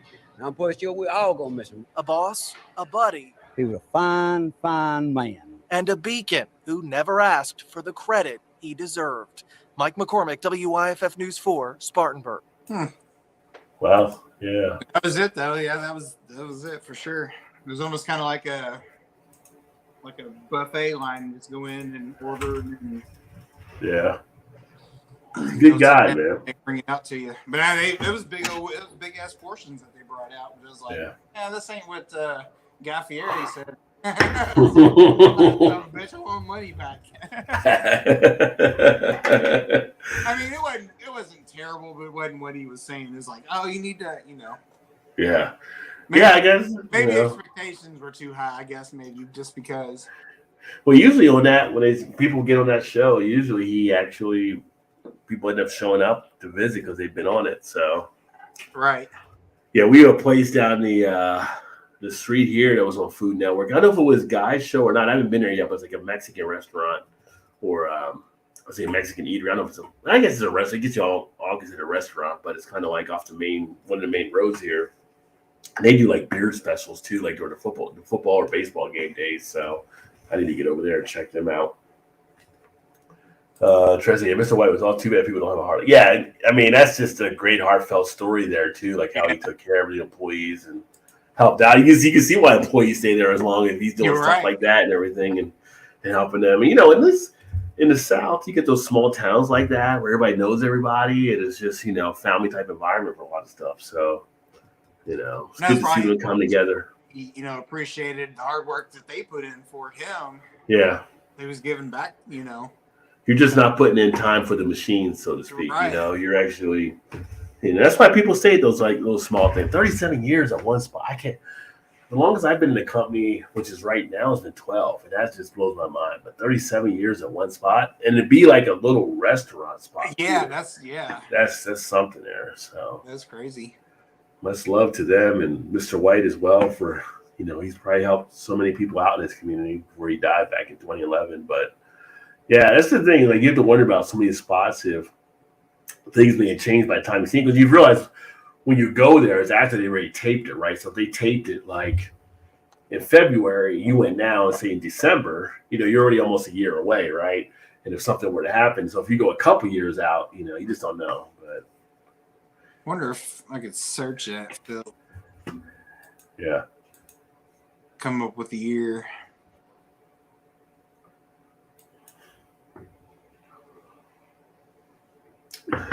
Let's see.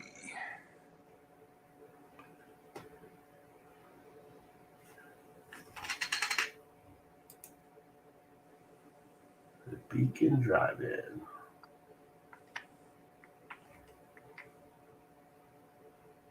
So they're known for their chili cheese aplenty, a chili cheeseburger. What'd you say?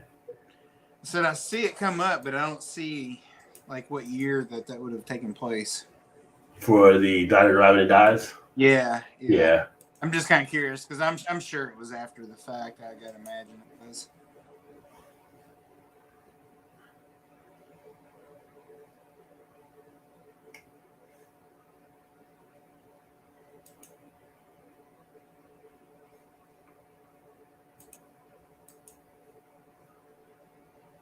Let's see.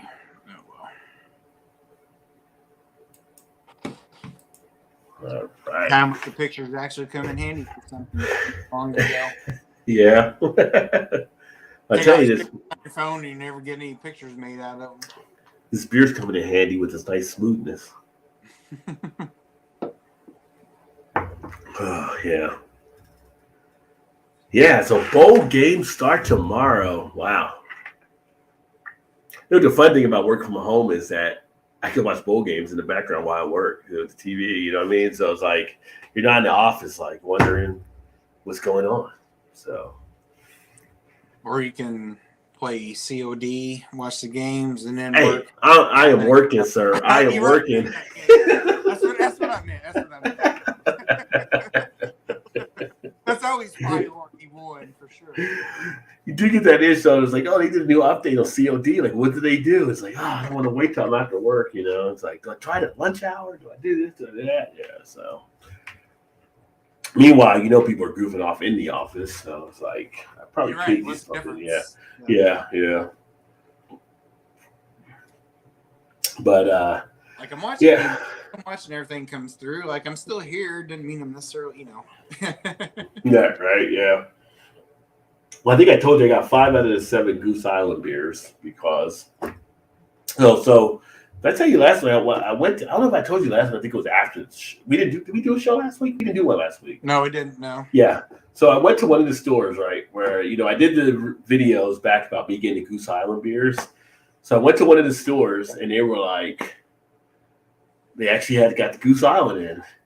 So they had the 30-year anniversary, and then they had like it wasn't a base version. I don't know if it was a Sir Isaac version. It was one of the other versions. But I was like, son of a bitch, you got it in. And they're like, yeah, we didn't think we'd get any. And all of a sudden, the Goose Island sent us like 3 cases of stuff. Damn. And it was the 30-year there, and it was like, wow, $39.99. I paid $49.99. It was $39.99 when they got it.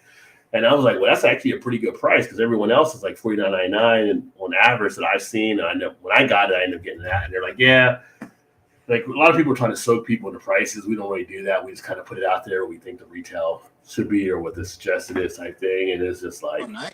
I mean, it was $10. So it wasn't like a big thing, but it was just like, So do I get another bottle? I'm like, do I get another bottle? I don't know. I didn't get one, but I was like debating like. I should have had you buy me one. I was like, I'll owe you money. Yeah. I mean, I might end up going back out there again at some point, but it was just like.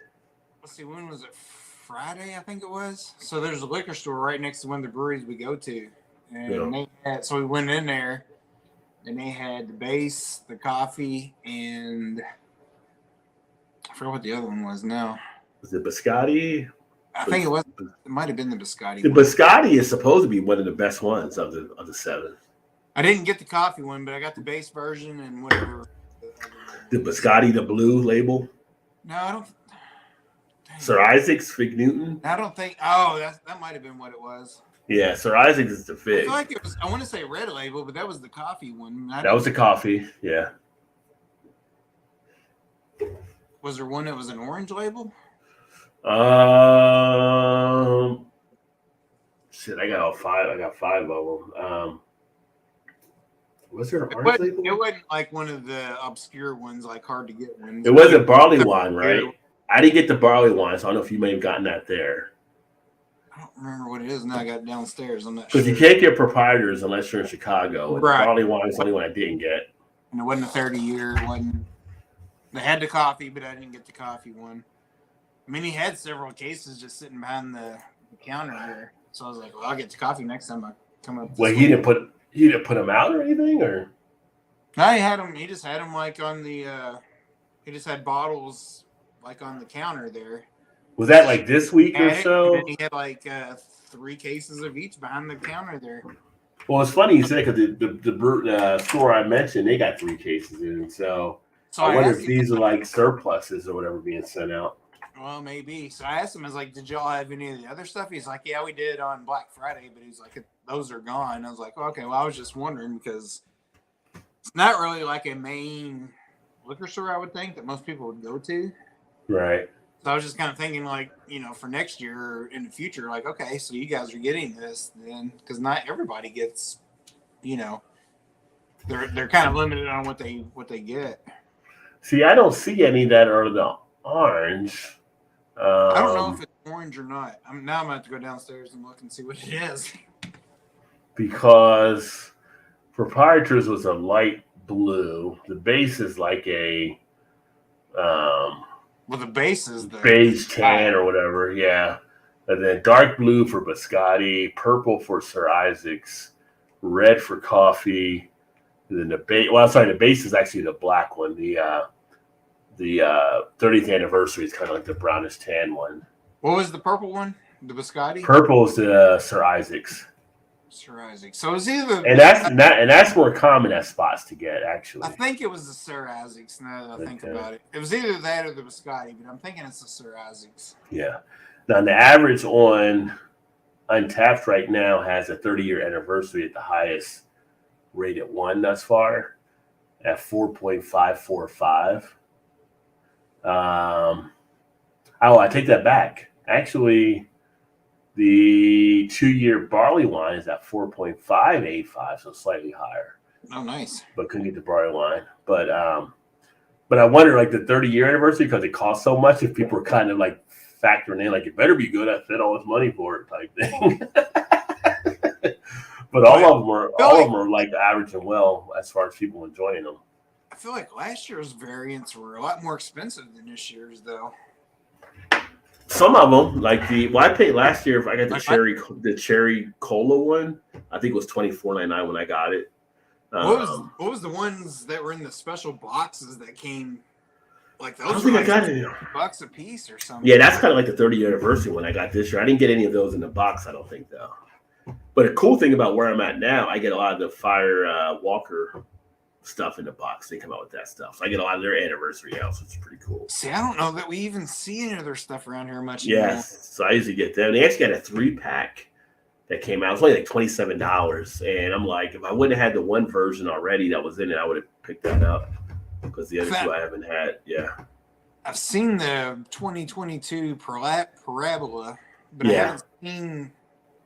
And they've got like variants of those from like... Yeah, they got like the... tequila, agave variant, and some other ones that I picked up. And funny thing is, when I go to New Jersey next weekend, and some of the stores I know I'll go to, they'll probably have some different variants there as well. That I'll probably try to pick up. Some of the beer stores around me on this side of the river, when I say this side on the Indiana side, they're terrible. Like they're awful anymore. Especially since the guy that I knew that owned the liquor store that had the best selection sold it. Yeah, they're awful now. Like it's not even good at all. Like can't get some of this simple stuff anymore. You guys are just fucking up everything. Like, dude, quit trying to make all the money and get some good shit people actually want to buy. Macros taking up all the space. Tracy's going to see Avatar the Water tomorrow. I can't wait. Oh, nice. I have not been to the theater for a while. It's funny. They were talking about Avatar. They're saying needs to make $2 billion to be considered a success. Because that's how much money they have wrapped up into it. No movie has gotten that. Like Maverick, the Top Gun sequel, was at $1.5 billion. I think was the highest one this year thus far. But it didn't get to a $2 billion worldwide number to make that a successful movie. That's crazy. I could see Avatar probably surpassing that. It may. I mean, I like the first one. The first one was great, but I just haven't been to a theater. And the problem they're also running into is like they did a survey, and like only 11% of people think a movie shouldn't be watched at home. So you have 89% of people prefer to watch movies at home rather than going to a theater, and that's what hits them in the profits because people just aren't going out there now. Well, sure. The whole COVID shifted a lot of that. Yeah. Well, especially if you wait like 45 days and stuff starts coming out on HBO Max or that's another big thing too. Yeah. Like, after 2 months, 2.5 months. And more people getting like bigger screen TVs in their house, right? So, and they're getting like the little movie seating type things, and it's like. I was going to go see, Wakanda Forever, and I want to go to the theater and kind of say, no, I want to wait. I got Disney Plus on. I can wait here and just enjoy it in my own home. You know what I mean? You're right. So, yeah. So I always thought that even like since the pandemic, I'm like, why don't these people just stream the movies and charge you, even if it's $40, say it's $40 to rent the movie. Yeah. if you have like 10 people sitting there watching a movie, that's like, whatever, $5 a person or whatever it is, Like, Yeah. Let's wait, and then you got all your own snacks and beer and whatever you want. Yeah. Yeah, 2 billion, Trent. And think about this. Right now, we're kind of in a situation where people are pulling their belts tighter, depending on what situation you're in, right? You're in a holiday season for one. You're right. 2, you got the inflation jacking some stuff up for people, like the price of the cost for stuff. So it's kind of like go to a movie to see a new movie come out, or just chill at home and I can watch HBO or Netflix or that for a lot cheaper for the family. So all that stuff comes into play. But yeah, 2 billion is a number they have to hit to make it a successful movie. That's true. I'm with Todd. I think it may hit that because you're looking worldwide. So you have markets around doing stuff, but it's a big number to go after. I think after like the first one, I remember reading like people were getting like, I don't know if depression's like the right word, but where they were like having withdrawals from the movie and had to see it over and over again. They were like having mixed feelings about after, Yeah. They get so drawn into the movie and the, the graphics of it or whatever. It's like, so I don't know, maybe the second one might draw those people back into it too. I think something like that can draw in extra people to see it again. Just like a Star Wars type movie. Like people go back more than once. The first one was really good. It was funny to watch the first one. And before the credits came up at the end, the historical, and for people that saw the first one, maybe you caught it, maybe you didn't, but the historical aspect of the whole fighting, like I told my wife we were watching, I'm like, this is just like the story of Little Bighorn. And then at the end of the credits, if you look, it does mention based off of Little Bighorn type. Oh, does it? Really? So yeah, because I mean that whole thing was just kind of like a Little Bighorn with the humans coming in and the Avatar people, like the Native Americans, that held them off and everything like that. I mean, it was just that context was right there. And it was just like, if you studied history in school, I think you kind of picked it up, but if you didn't, you may have missed that. And this whole thing's like a Little Bighorn battle. So it was interesting. And then when I saw the credits, I was like, oh shit, I'm right. Like, I learned something. I actually did pay attention in school back in the day. Yeah. But then you're always going to be like, I'm going to go to this cinema and get the full effect of all the sound effects and the visual of it, like that's the thing. Like Avatar is a movie you like to see on the big screen because all the visual, the sound, all that kind of stuff. That's what makes it more of an experience. Right. So like if you watch on a regular TV or TV monitor, I say regular, 32 inch, 39, 42, whatever it may be, it's not the same as having a gargantuan all around you, or if you're watching an Omnimax type situation, right? Where it's all so those enhance your being pulled into the movie for sure. But some people are willing to discount that. That's the concern, I guess. So, but yeah, the first one was really good. The second one, they were interviewing like Zoe for that one. And they were talking about how a lot of it's done underwater. And like, I realized, I didn't think people could hold their breath enough, but she had to hold her breath. Like she had to train herself with a trainer to hold her breath for over 5 minutes underwater. And I'm like, I didn't know we could push our bodies that far to hold our breath that long. Because I'd always think about when even in swimming, the YMCA back in the day, it was like, 30 seconds, a minute, you were good to go, like type thing. But 5 minutes, like, wow, Yeah, that almost seems impossible. Yeah, but they did a lot of the scenes underwater. They had to actually do that. So it was great. How long? Do you know what the length of the second one is? No, but it being James Cameron, under 3 hours, I would probably be like, probably close to 3 hours at least. Like the first one. But the good thing with James Cameron movies, you don't feel it. They're just kind of like, usually they flow right through, and it's just like you don't even want to get up and go pee because you're going to miss something because it's like so smooth. But I feel like the first one was at least three. That was at least 3 or 3.5 or something. Yeah. I'm gonna look it up just to see now. So I'm kind of curious. JT said, remember the little movie, Little Big Man with Chief George and Dustin Hoffman? Yep. Remember that one as well. Oh, so the original was 3 hours and 36 minutes. Yeah, 3:15. That's what Todd said. Trez said, Todd. 3 hours 15. Okay. But in a good, well-written movie, like I said, we were talking earlier about the Marvel movies. Like some of their movies, Infinity Wars, like everything is 3 hour movie. You don't feel like it's a 3 hour thing. It's funny. It was kind of like when Scarface came out, and we didn't see it in the movies. We saw it like on HBO and stuff like that later because we were too young to go to movies when they came out. That was a movie that was like 3.5 hours or whatever, but you would watch it on TV and you don't feel like it's that 3.5 hour type movie, you know? Yeah, so the new one's 3 hours and 12 minutes, and the original one was 2 hours and 42 minutes. Yeah.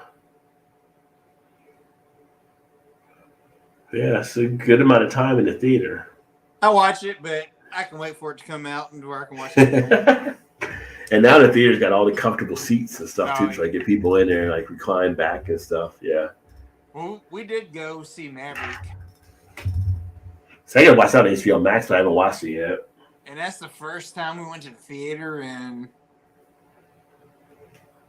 at least 3 years, probably. Yeah.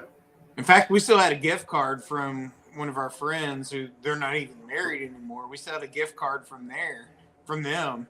And they just built a brand new theater like right at the end of last year, probably. I was like, I wonder if there was no like expiration date. I was like, I wonder if they'll still take this card. So we went and they were like, oh yeah, that's good. We paid like $1.25 after we bought our popcorn and Coke or whatever. Yeah. We had to pay like $1.25. It's like an old Blockbuster card. Yes. $1 gift card or whatever. Yeah. But it was like, yeah, those seats was like, I could see people like just going to the movies just so they take naps and stuff, just away from like family or whatever. Yeah, it's funny you talk about like seeing Maverick, like they like, people talk about Tom Cruise being kind of crazy with Scientology like that, but dude makes some good movies. Right. He makes some good movies. I mean, all that other stuff aside, he does. Yeah, he keeps you entertained. But yeah, I'm pumped up about John Wick coming out here in April. I think it's April when that new one's released. I haven't watched the new Matrix one. I got that on HBO Max. I haven't watched it yet. Yeah. But the John Wick movies and then the Ballerina series is about to start. But Gangs of London is about to come back. I'm pumped up about that. I'm telling you, Gangs of London is the bomb. I need to watch it. I haven't watched that is the. That is, I mean, if you like some of those kind of higher intense mafia type shows and kind of, and it's done from England, which is great because I love watching like a lot of the English type stuff, and it just pulls you right in. It's just like gritty. It's got a lot of that underpinning type. It's just like a great story, great written story that goes along with it. What's that on? Is that on HBO or AMC? AMC. Oh, okay. Yeah, because that comes on like Sunday nights. Like, it should be starting out pretty soon, but just like when Walking Dead goes off, I think that starts up like here next week or two. Right. Yeah. But finish the Walking Dead. I think we talked about that too. So Walking Dead was done, and the ending. I think I told you the ending was kind of like a little gratifying, but not as gratifying. It was like kind of like a surprise type thing on how he did it. But then at the end, of course, because it's Walking Dead, they try to tease you for what's upcoming next, right? So at the end of it, they show you some other stuff, and it's like, I'm not going for the banana and tailpipe again. I'm done. I'm walking away. They got the Walking Dead universe starting up next year, where it's going to be like supposedly Maggie and Negan in a series, which is kind of interesting just because of the whole thing between those two. Daryl doing his own thing, and then like a thing with Rick and Michonne. Like Michonne's out trying to find Rick and supposedly find him. And it's just like I can't get more. And you still got Fear of the Dead too. Like you guys are too SVU for me right now. I don't want all the SVU type shows on TV where I get connected in. Like, well, just because the spinoff of Fear of the Dead, like that would not want me to watch any of the other spinoffs at all. Just because that was so bad. I thought that one. And I liked Morgan before that, but I still couldn't get into Fear of the Dead. I mean, it's just like there's too much. There's too much. As the kids say, you're doing too much. Whoever casted that show should be like fired immediately. Like you should never have a job in. Yeah, Trez, you need to check out Gangs of London. I mean, it is awesome. There was one show on Netflix that was really good that I really liked too. What was the name of it? Netflix. I know the last part was Boy. I'm trying to think of what it is though. Netflix show.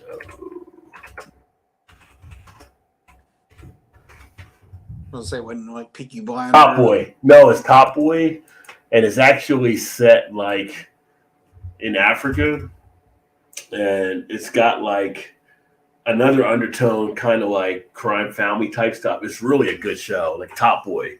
And they did like 2 seasons, I think, 2018 and 2019. But I think they're working on bringing it back again as well over on Netflix.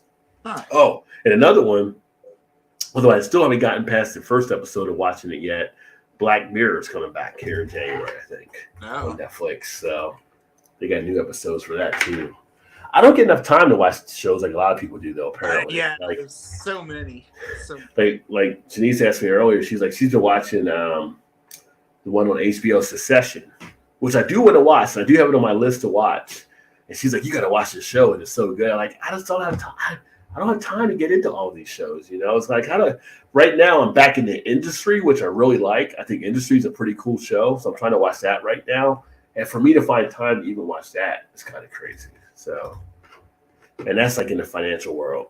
I almost feel like you're better off just waiting for to be done and then start watching it. So you just you can binge it. Well, that's the thing. Like Industry right now is kind of like, I didn't know the second season started, but right now I'm behind, so I can binge like 6 episodes to get caught up or whatever.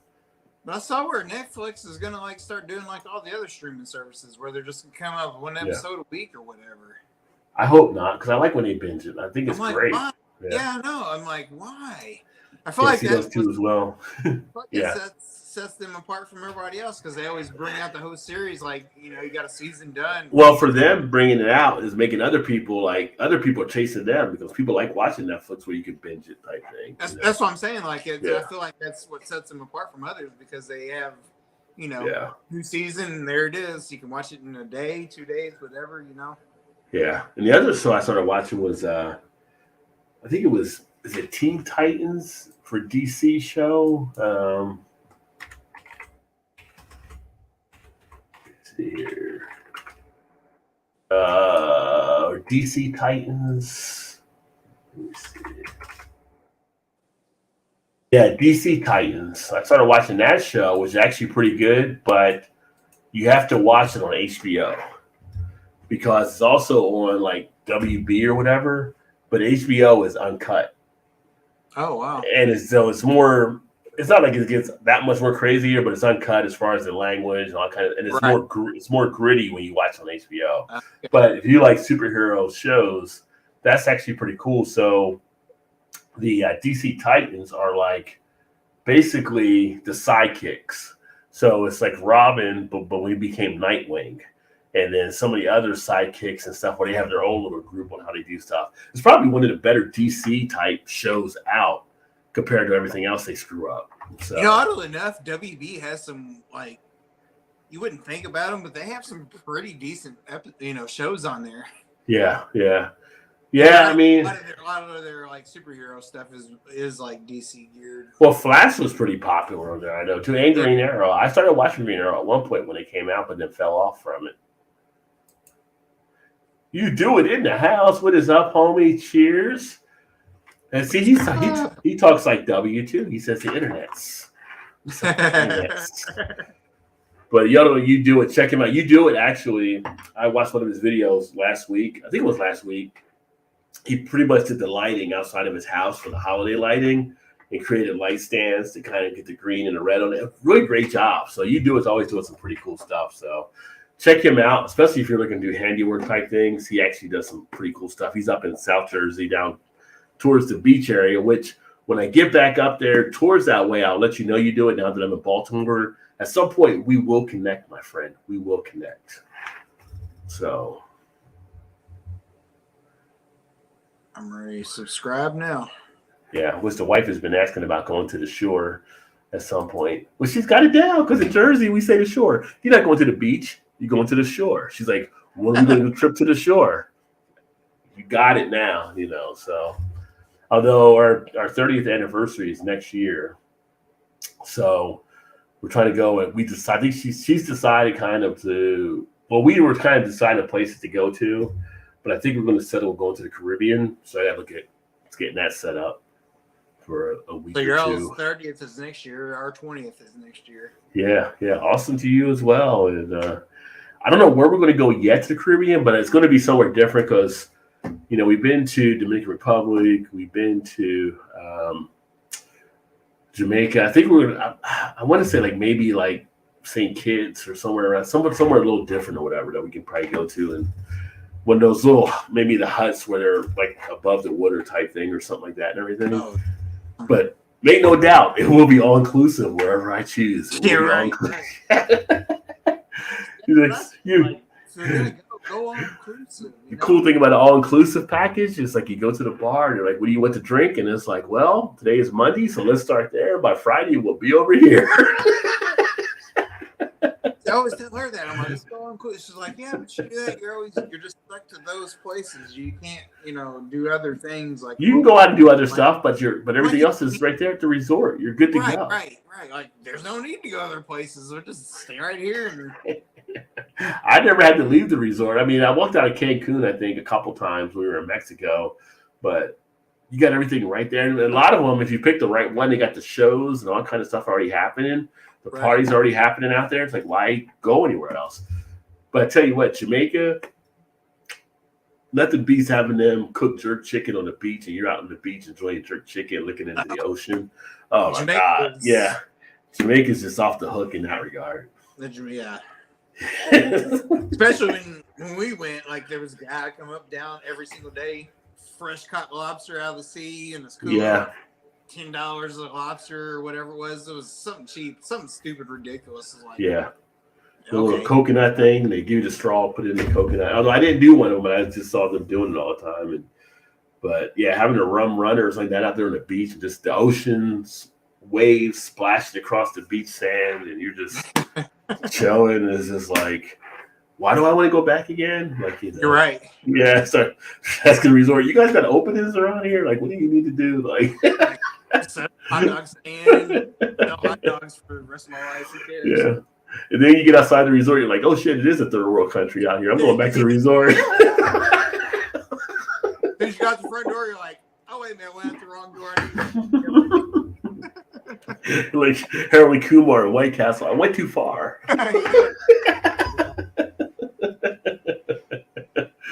Oh, you're welcome, my friend. No, you're doing a great job. The welding was awesome watching you cut and do all that kind of stuff there too. So I'm pretty much sure know what you're doing. So yeah.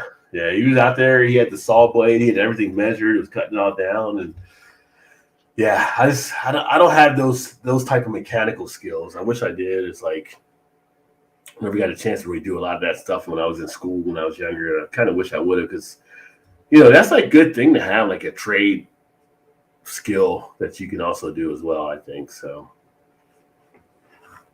funny thing I was reading before is that a lot of people are now getting their second or even third like side hustles going now, like because of the economy. Some people are like second and third type jobs and stuff. It's crazy out there. It's just, I guess, for a lot of people right now. So I mean, I do stuff with YouTube and things like that and everything, but to think like I do it, as a fun type thing, and I get a little bit here and there and stuff like that. But like literally, a lot of people are like having to work a full-time job, then go drive an Uber or do an Uber Eats or deliver Amazon, or go do something on the side. It's crazy in the economy right now. Richest country in the world, and people are just still struggling with stuff. Oh, so, yeah. The majority of people are.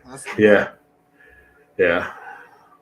No, I just think about like that Powerball that was like $1 billion, a couple months ago.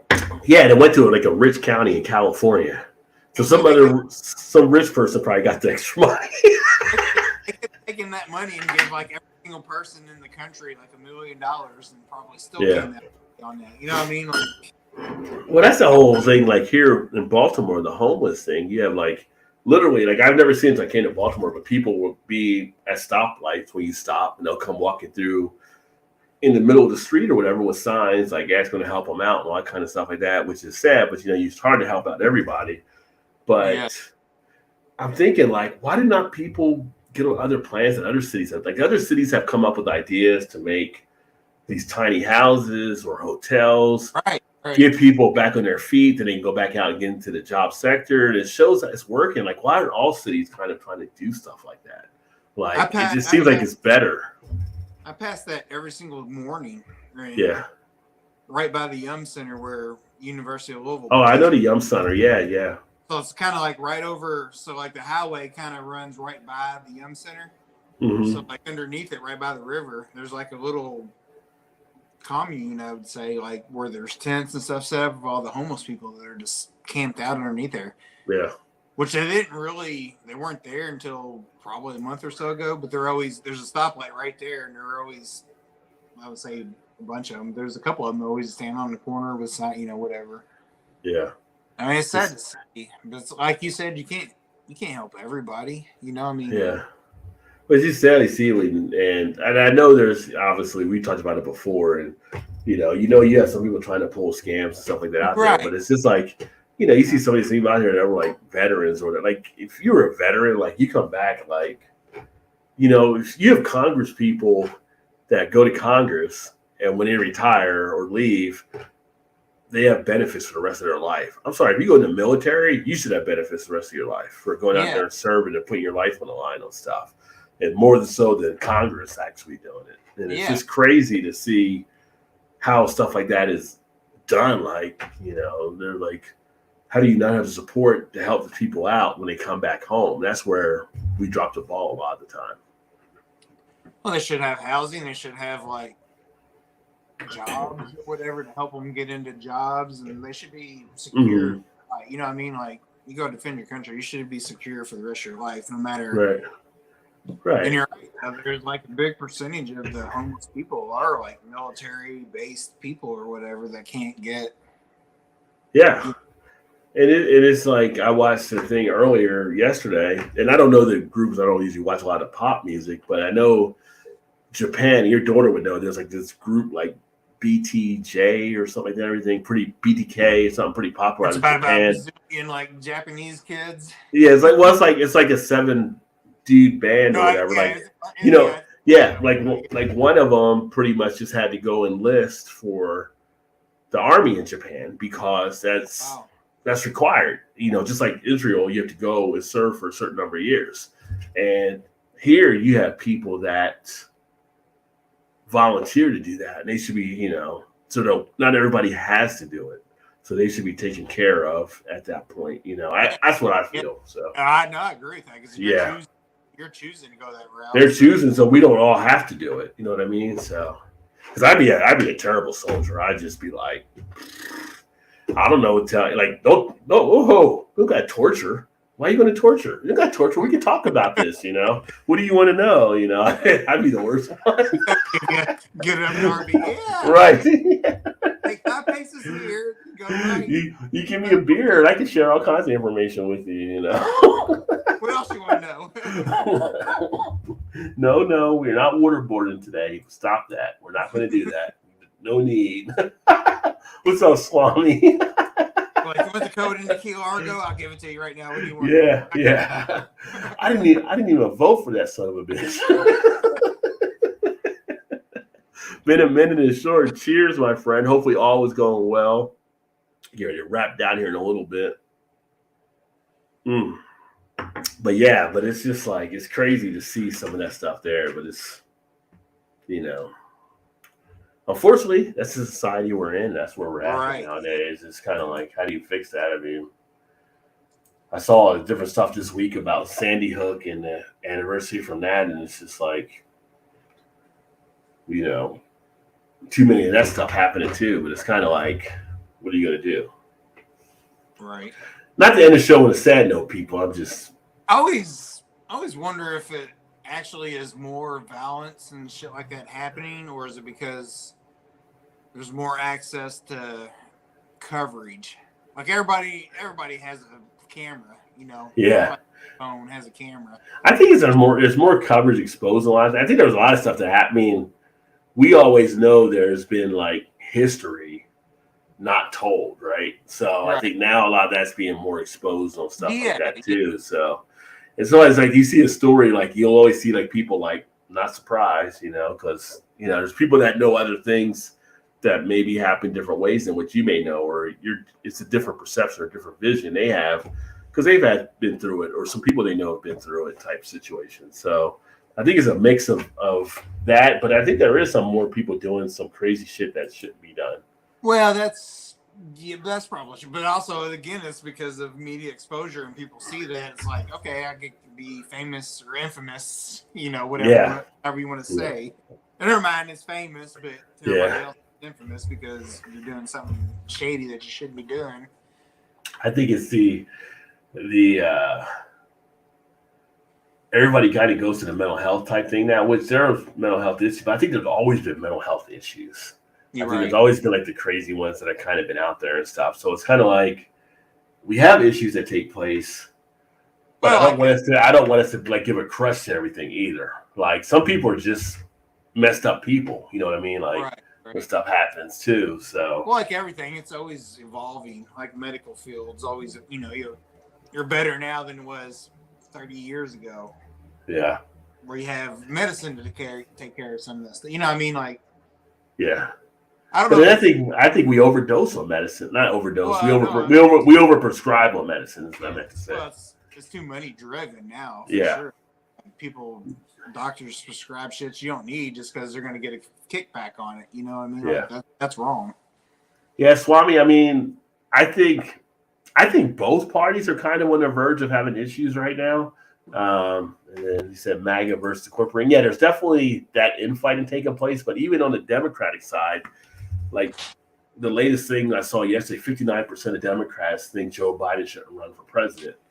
And he's having issues with the party on the progressive side of things and stuff too. So both parties, I think, have gotten to a point where as we've evolved more as a society, again, when you look at America, United States of America versus other countries, we're still kind of like in baby stages compared to other countries. So, and I think we're hitting that point, just like in England, for instance, or in Canada, where you see other countries have more than two parties for stuff.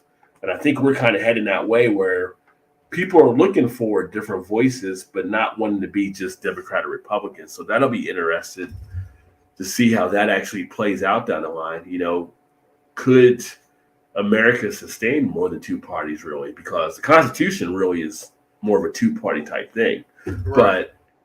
But you have definitely the growth of the independents, which I'm a registered independent myself, and you have different parts of the conservative versus, like you said, the MAGA group, but then you have the Democrat liberal versus the progressive liberal. So there's different factions already in play. So I think we're at a point where America is going to kind of be stretched it somewhere. And like, so obviously I think Joe's doing a great job. I don't like him, but I think he's doing all right. I mean, he still has his Joe Biden gaffes, he did a thing that came up yesterday. They were hounding him on where I think he said gays were getting kicked out of restaurants. And people are like, where did you get that from, Joe? Like it's just like, I read it on the back page or something, It's just like, it's like Joe Biden will have his gaffes, Overall, I think the heart is genuine on what he's trying to do and how he's trying to direct. But it's just so many different things in the country right now where people don't want to listen and talk to each other. Like, as far as I'm talking about the political leaders, where it's kind of like they are fighting back and forth. It's like my way or no way type thing, rather than let's figure a solution out. And I think that's what we have to get back to have success and everything. Right. Yeah. Yeah. Inflation is under control. There's a lot of other things that go into it. It's funny because myself being in the financial world, we always talk about, markets up, markets down type thing, but the presidents really don't have as much influence as the common person would think they actually do and how that actually rolls. Niners must have got the win then. Over Gino and the boys. He's old. Old people have brain fart. Yeah, that's the thing, right? So he may spit some stuff out. I think, says Joe came on board, I guess it was today or yesterday, saying she's behind him to run for president again. I think that's going to be pretty much the thing he'll run. Now, the interesting thing with how the Democratic caucus will actually accept that, like I said, I think came out like 59% of Democrats want someone else to run besides Joe in 2024. So it'll be interesting how that all forms out. And then who he may be going against. So if it's something where he's going against Trump, because Trump's announced he's going to run, would people be okay to go with Joe because they know Joe could beat Trump possibly? That'll be interesting to see. I'm not sure. I don't think if he runs. Well, he announced he was going to try to, but I think he's trying to run not to go to jail or get anything against him. I don't think he'll even be the nominee for it. Though. I mean, that's the Republican decision. They got to figure out what they're going to do because they may have some people in there, but if they go against him, a lot of them get like primaried out of their office. They just get slammed. So that's the concern. I feel like there's a lot of them that's already against him, though. They're against it. Off the record, they'll say all kinds of shit, but on the record, yeah, they'll go down, as they say, kiss the ring, so to speak. So it'll be interesting. I mean, I think the big thing that they're hoping for is that New York comes back with all these different things, and somehow Trump can't run because he'll be found to basically not be, what's the right word I want to say, kind of able to be a representative in the president position. Like if you can be found, like when they were pushing like the 25th Amendment that he couldn't be president any longer because he didn't have the mental capacity or something like that and everything, they'll try to find some way that legally he can't run for president. That's what they're hoping for, I think. Yeah, to tell him, that he can't do it. Yeah. It could be DeSantis. I wouldn't count DeSantis out. That could be an interesting one. If DeSantis does run, I think that's going to make for an interesting election. If DeSantis runs, I think he could beat Biden. And I think the Democrats think if DeSantis runs, they probably don't want Biden. They want somebody else that can kind of match up against him. I don't know who that would be, who they would try to pull for their party to do something like that. But it'll be interesting. I mean, I'm not a fan of DeSantis for some of the stuff they do down in Florida, but I think as far as a shining star on the Republican side of things, he probably is one of them. So we'll see what happens. As long as it's not that Carrie Lake, she's crazy.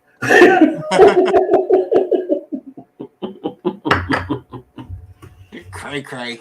He's bad, but not Trump bad. I would definitely say he's definitely not Trump bad for sure. That's a whole nother. I'm pretty happy with Free VA. Yeah, no, and definitely, and appreciate you there too, Big Daddy. It's the ones that I feel like there's more that can be done to help a lot of the veterans. Like if you're come back, and I have friends that come back that served and been over to Iraq or other areas, and they're fine and they get the health care and all kinds of stuff, but there's definitely some out there that don't get the treatment they actually need, and they get kind of, I wouldn't say thrown to the wolves or whatever like that, but it's just like who's in their corner when they come back and they have issues. I feel like there's some that don't have that in their corner, and it shouldn't be that way. Like you come back, I would think if you come back, you should have like a counselor assigned to you to make sure you can transition back in, make sure you're good to go, check in on you at certain points during the course of the year or couple years when you're back and everything, just to make sure you're well adjusted. Because from what I know from people that have served, it is a tough adjustment coming back sometimes. I mean, I have friends that hate the 4th of July because of all the fireworks. It gives them flashbacks and stuff. Right. So you need to have people in your corner to make sure you can actually adjust fine and get you back in the best way possible. And I think that's where we dropped the ball, where that's not happening. That would suck for Florida, losing someone who was really, I mean, Florida would probably want him to run down there. I mean, he's doing good stuff for, what Florida is. I mean, depending who you ask there too. I mean, there's obviously every politician is going to have their people that back them and the ones that are against them. But overall, Florida has definitely, I guess you could say, done well. He won't try to destroy democracy. No, he won't. Well, I would say DeSantis is not a grifter, is what I would say. So he's definitely not going to be kind of do something along those lines. And I think that's the thing that he has going for him. It's kind of like he's not in for it for like the grift. I mean, I grew up in New Jersey, so, and you do it knows in New Jersey we knew kind of stuff about Trump. You would hear stuff about Trump up there and a lot of the different things out of New York. And I mean, if you were kind of looking into things, and he's always been kind of like a grifter from his early real estate days. So, excuse me. After the midterm, Republicans seem to have voted, but they're tired of Trump. Trump and everyone Trump back lost. Pretty much. pretty much. That's what I Yeah. was saying. Yeah, it was like he But hustled them.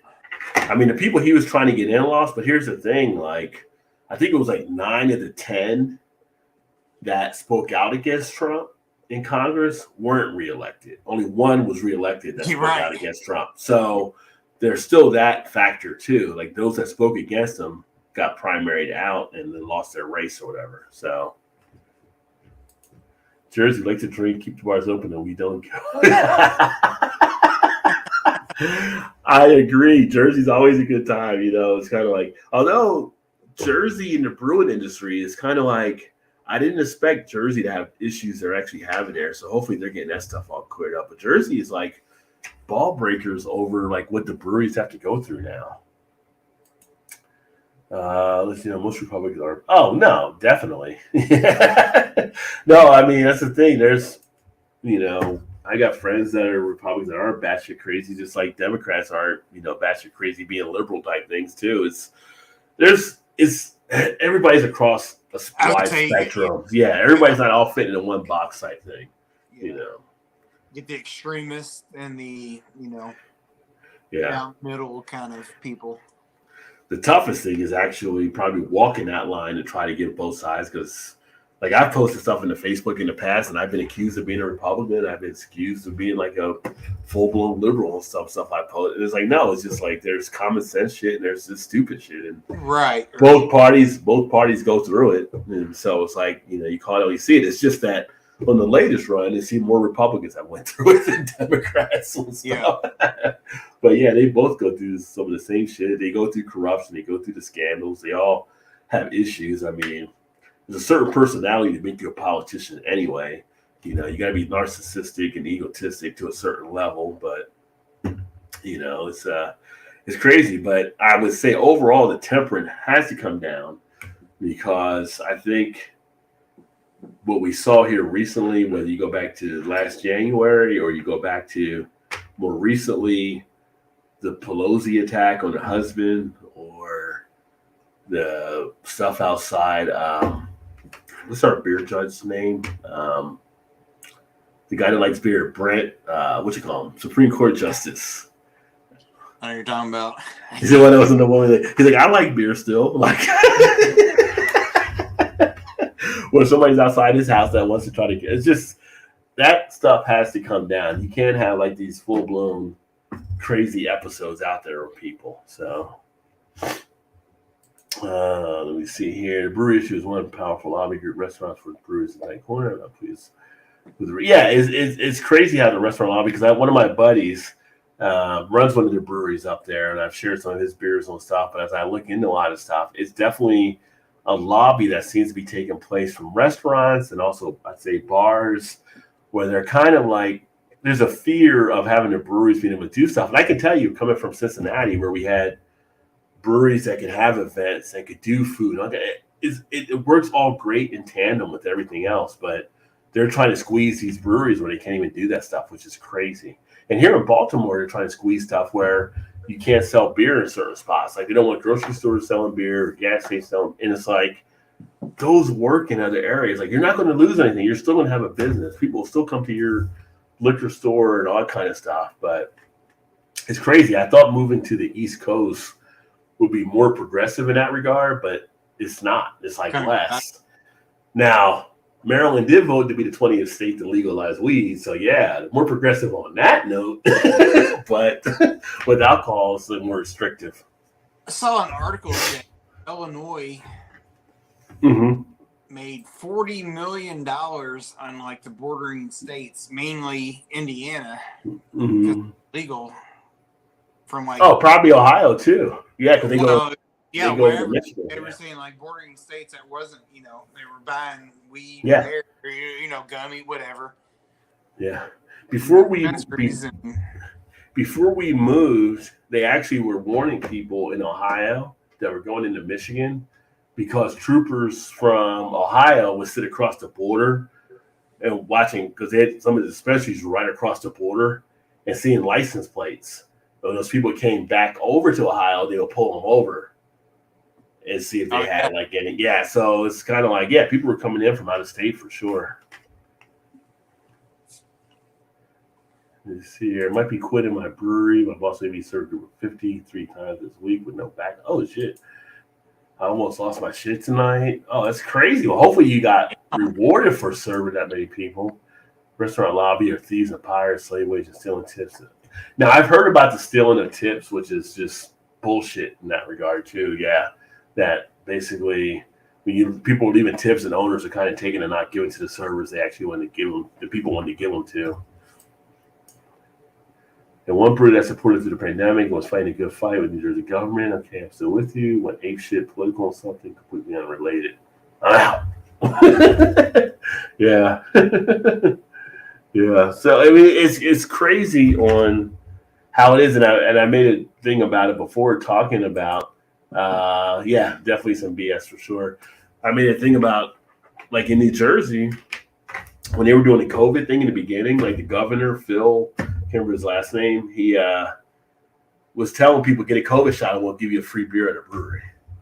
You know, and it was kind of like they were working with the brewery type stuff there, but once that was all done, it's kind of like, okay, you're going to the back of the bus now again. Yeah, right. It's just like, yeah, I mean, I don't know. I feel it's short-sighted. Like, people are just missing out. Like, why are the breweries like the redheaded stepchildren in New Jersey? Apologies to all the redheaded stepchildren out there, but just saying, why are the breweries that really situation?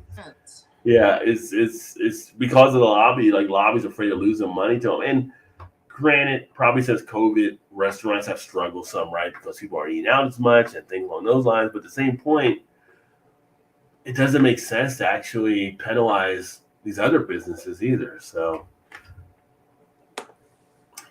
two was down in about 30 years. Things will never change. 20 years. I'm not that old. Yeah. I was like 30. I was bartending 30 years ago. Yeah. You started bartending at 5 years old? Yeah. Hey, kids got to get a job sometimes, you know? So, yeah. It's, yeah, Murphy. That's who it was. Phil Murphy that I was trying to think of the last name for. So, you do it. Said, yeah. And it's just like, I'm 44. Still a young person, yeah. It's just crazy. It's the laws, I feel like, here for alcohol, the 3-tier system, the way states kind of get a chance to mandate out. It's crazy. It's like supposed to be an open system, like open, you know, if you want to do a full capitalism type thing, it should be open for things to exist this way, come up with ideas for businesses to be successful. Don't handicap the businesses. Right. Let them go out there and do stuff. I mean, business brings in a food truck, that restaurant still making money. You want a restaurant lobbies concerned, have a food truck that works with the brewery. They can actually provide food. They're still getting a cut of the business. The brewery, you know, if they can't serve food, we all know that when you drink, you want to have something to absorb the alcohol, right? You know, you drink water, but food helps. You can't get food, you're not going to be there as long at the brewery or be able to enjoy it. And it's kind of like you're hurting that business there too. Like, there should be other ways to partner back together. You would think so. It makes too much sense. Yeah, I mean, it's just like, Be right back. People not thinking. I don't know. Common sense has definitely been lost over the years. Sleepy Joe will be back. I think he may run. I think he may go again. And now that Jill, the wife, has signed off on it, I wouldn't be surprised. Obviously, we're 2 years away, so we'll have to wait to find out. But nothing would surprise me there. Waiters and bartenders have a global union. That would be awesome to have a global union along those lines to represent them. I wonder if you could do a global union between countries. I mean, I know here, like, a lot of the unions that are in place are just like in American type things, but maybe the Teamsters, is Teamsters like a global type thing? But I would think to have protections. I don't even like the whole tipping type thing anyway. I think it's just pay people proper living wage. I think, you know, Europe does it the way where you want to actually do that. And if you look into the history of tipping, it's not a good history of it. So I'll just put it that way. So it's just like, pay people the worth. You don't have to worry about it. And I think the fear is if you pay them a regular wage, they won't do as good, right? But people will still, if you're getting rewarded, I think you're still going to do a great job. That's my belief, at least. I mean, when I was back in college, I catered for a number of years, and we didn't get tipped because we were doing catering jobs. But we never held back. We always were at our best in doing stuff. And occasionally we would get tips, or when I bartended, we would get tips doing stuff. But I think people have their own self-worth that they want to prove and do things. So the whole tipping thing is archaic in my mind. Yeah, like construction for sure. Let's just don't get buried like Jimmy Hoffa somewhere that we're still trying to find. I watched some of Goodfellas earlier. Great movie. I love Goodfellas. Yeah, Goodfellas is a good one. I flipped through it. It was right at the scene when he's saying, "You're a funny guy." You're like, oh, classic scene. Good old Joe Pesci, Ray Liotta. Ray Liotta, R.I.P. Another one that died too soon. Yeah. For sure. Yeah, but I think we're at 11:36.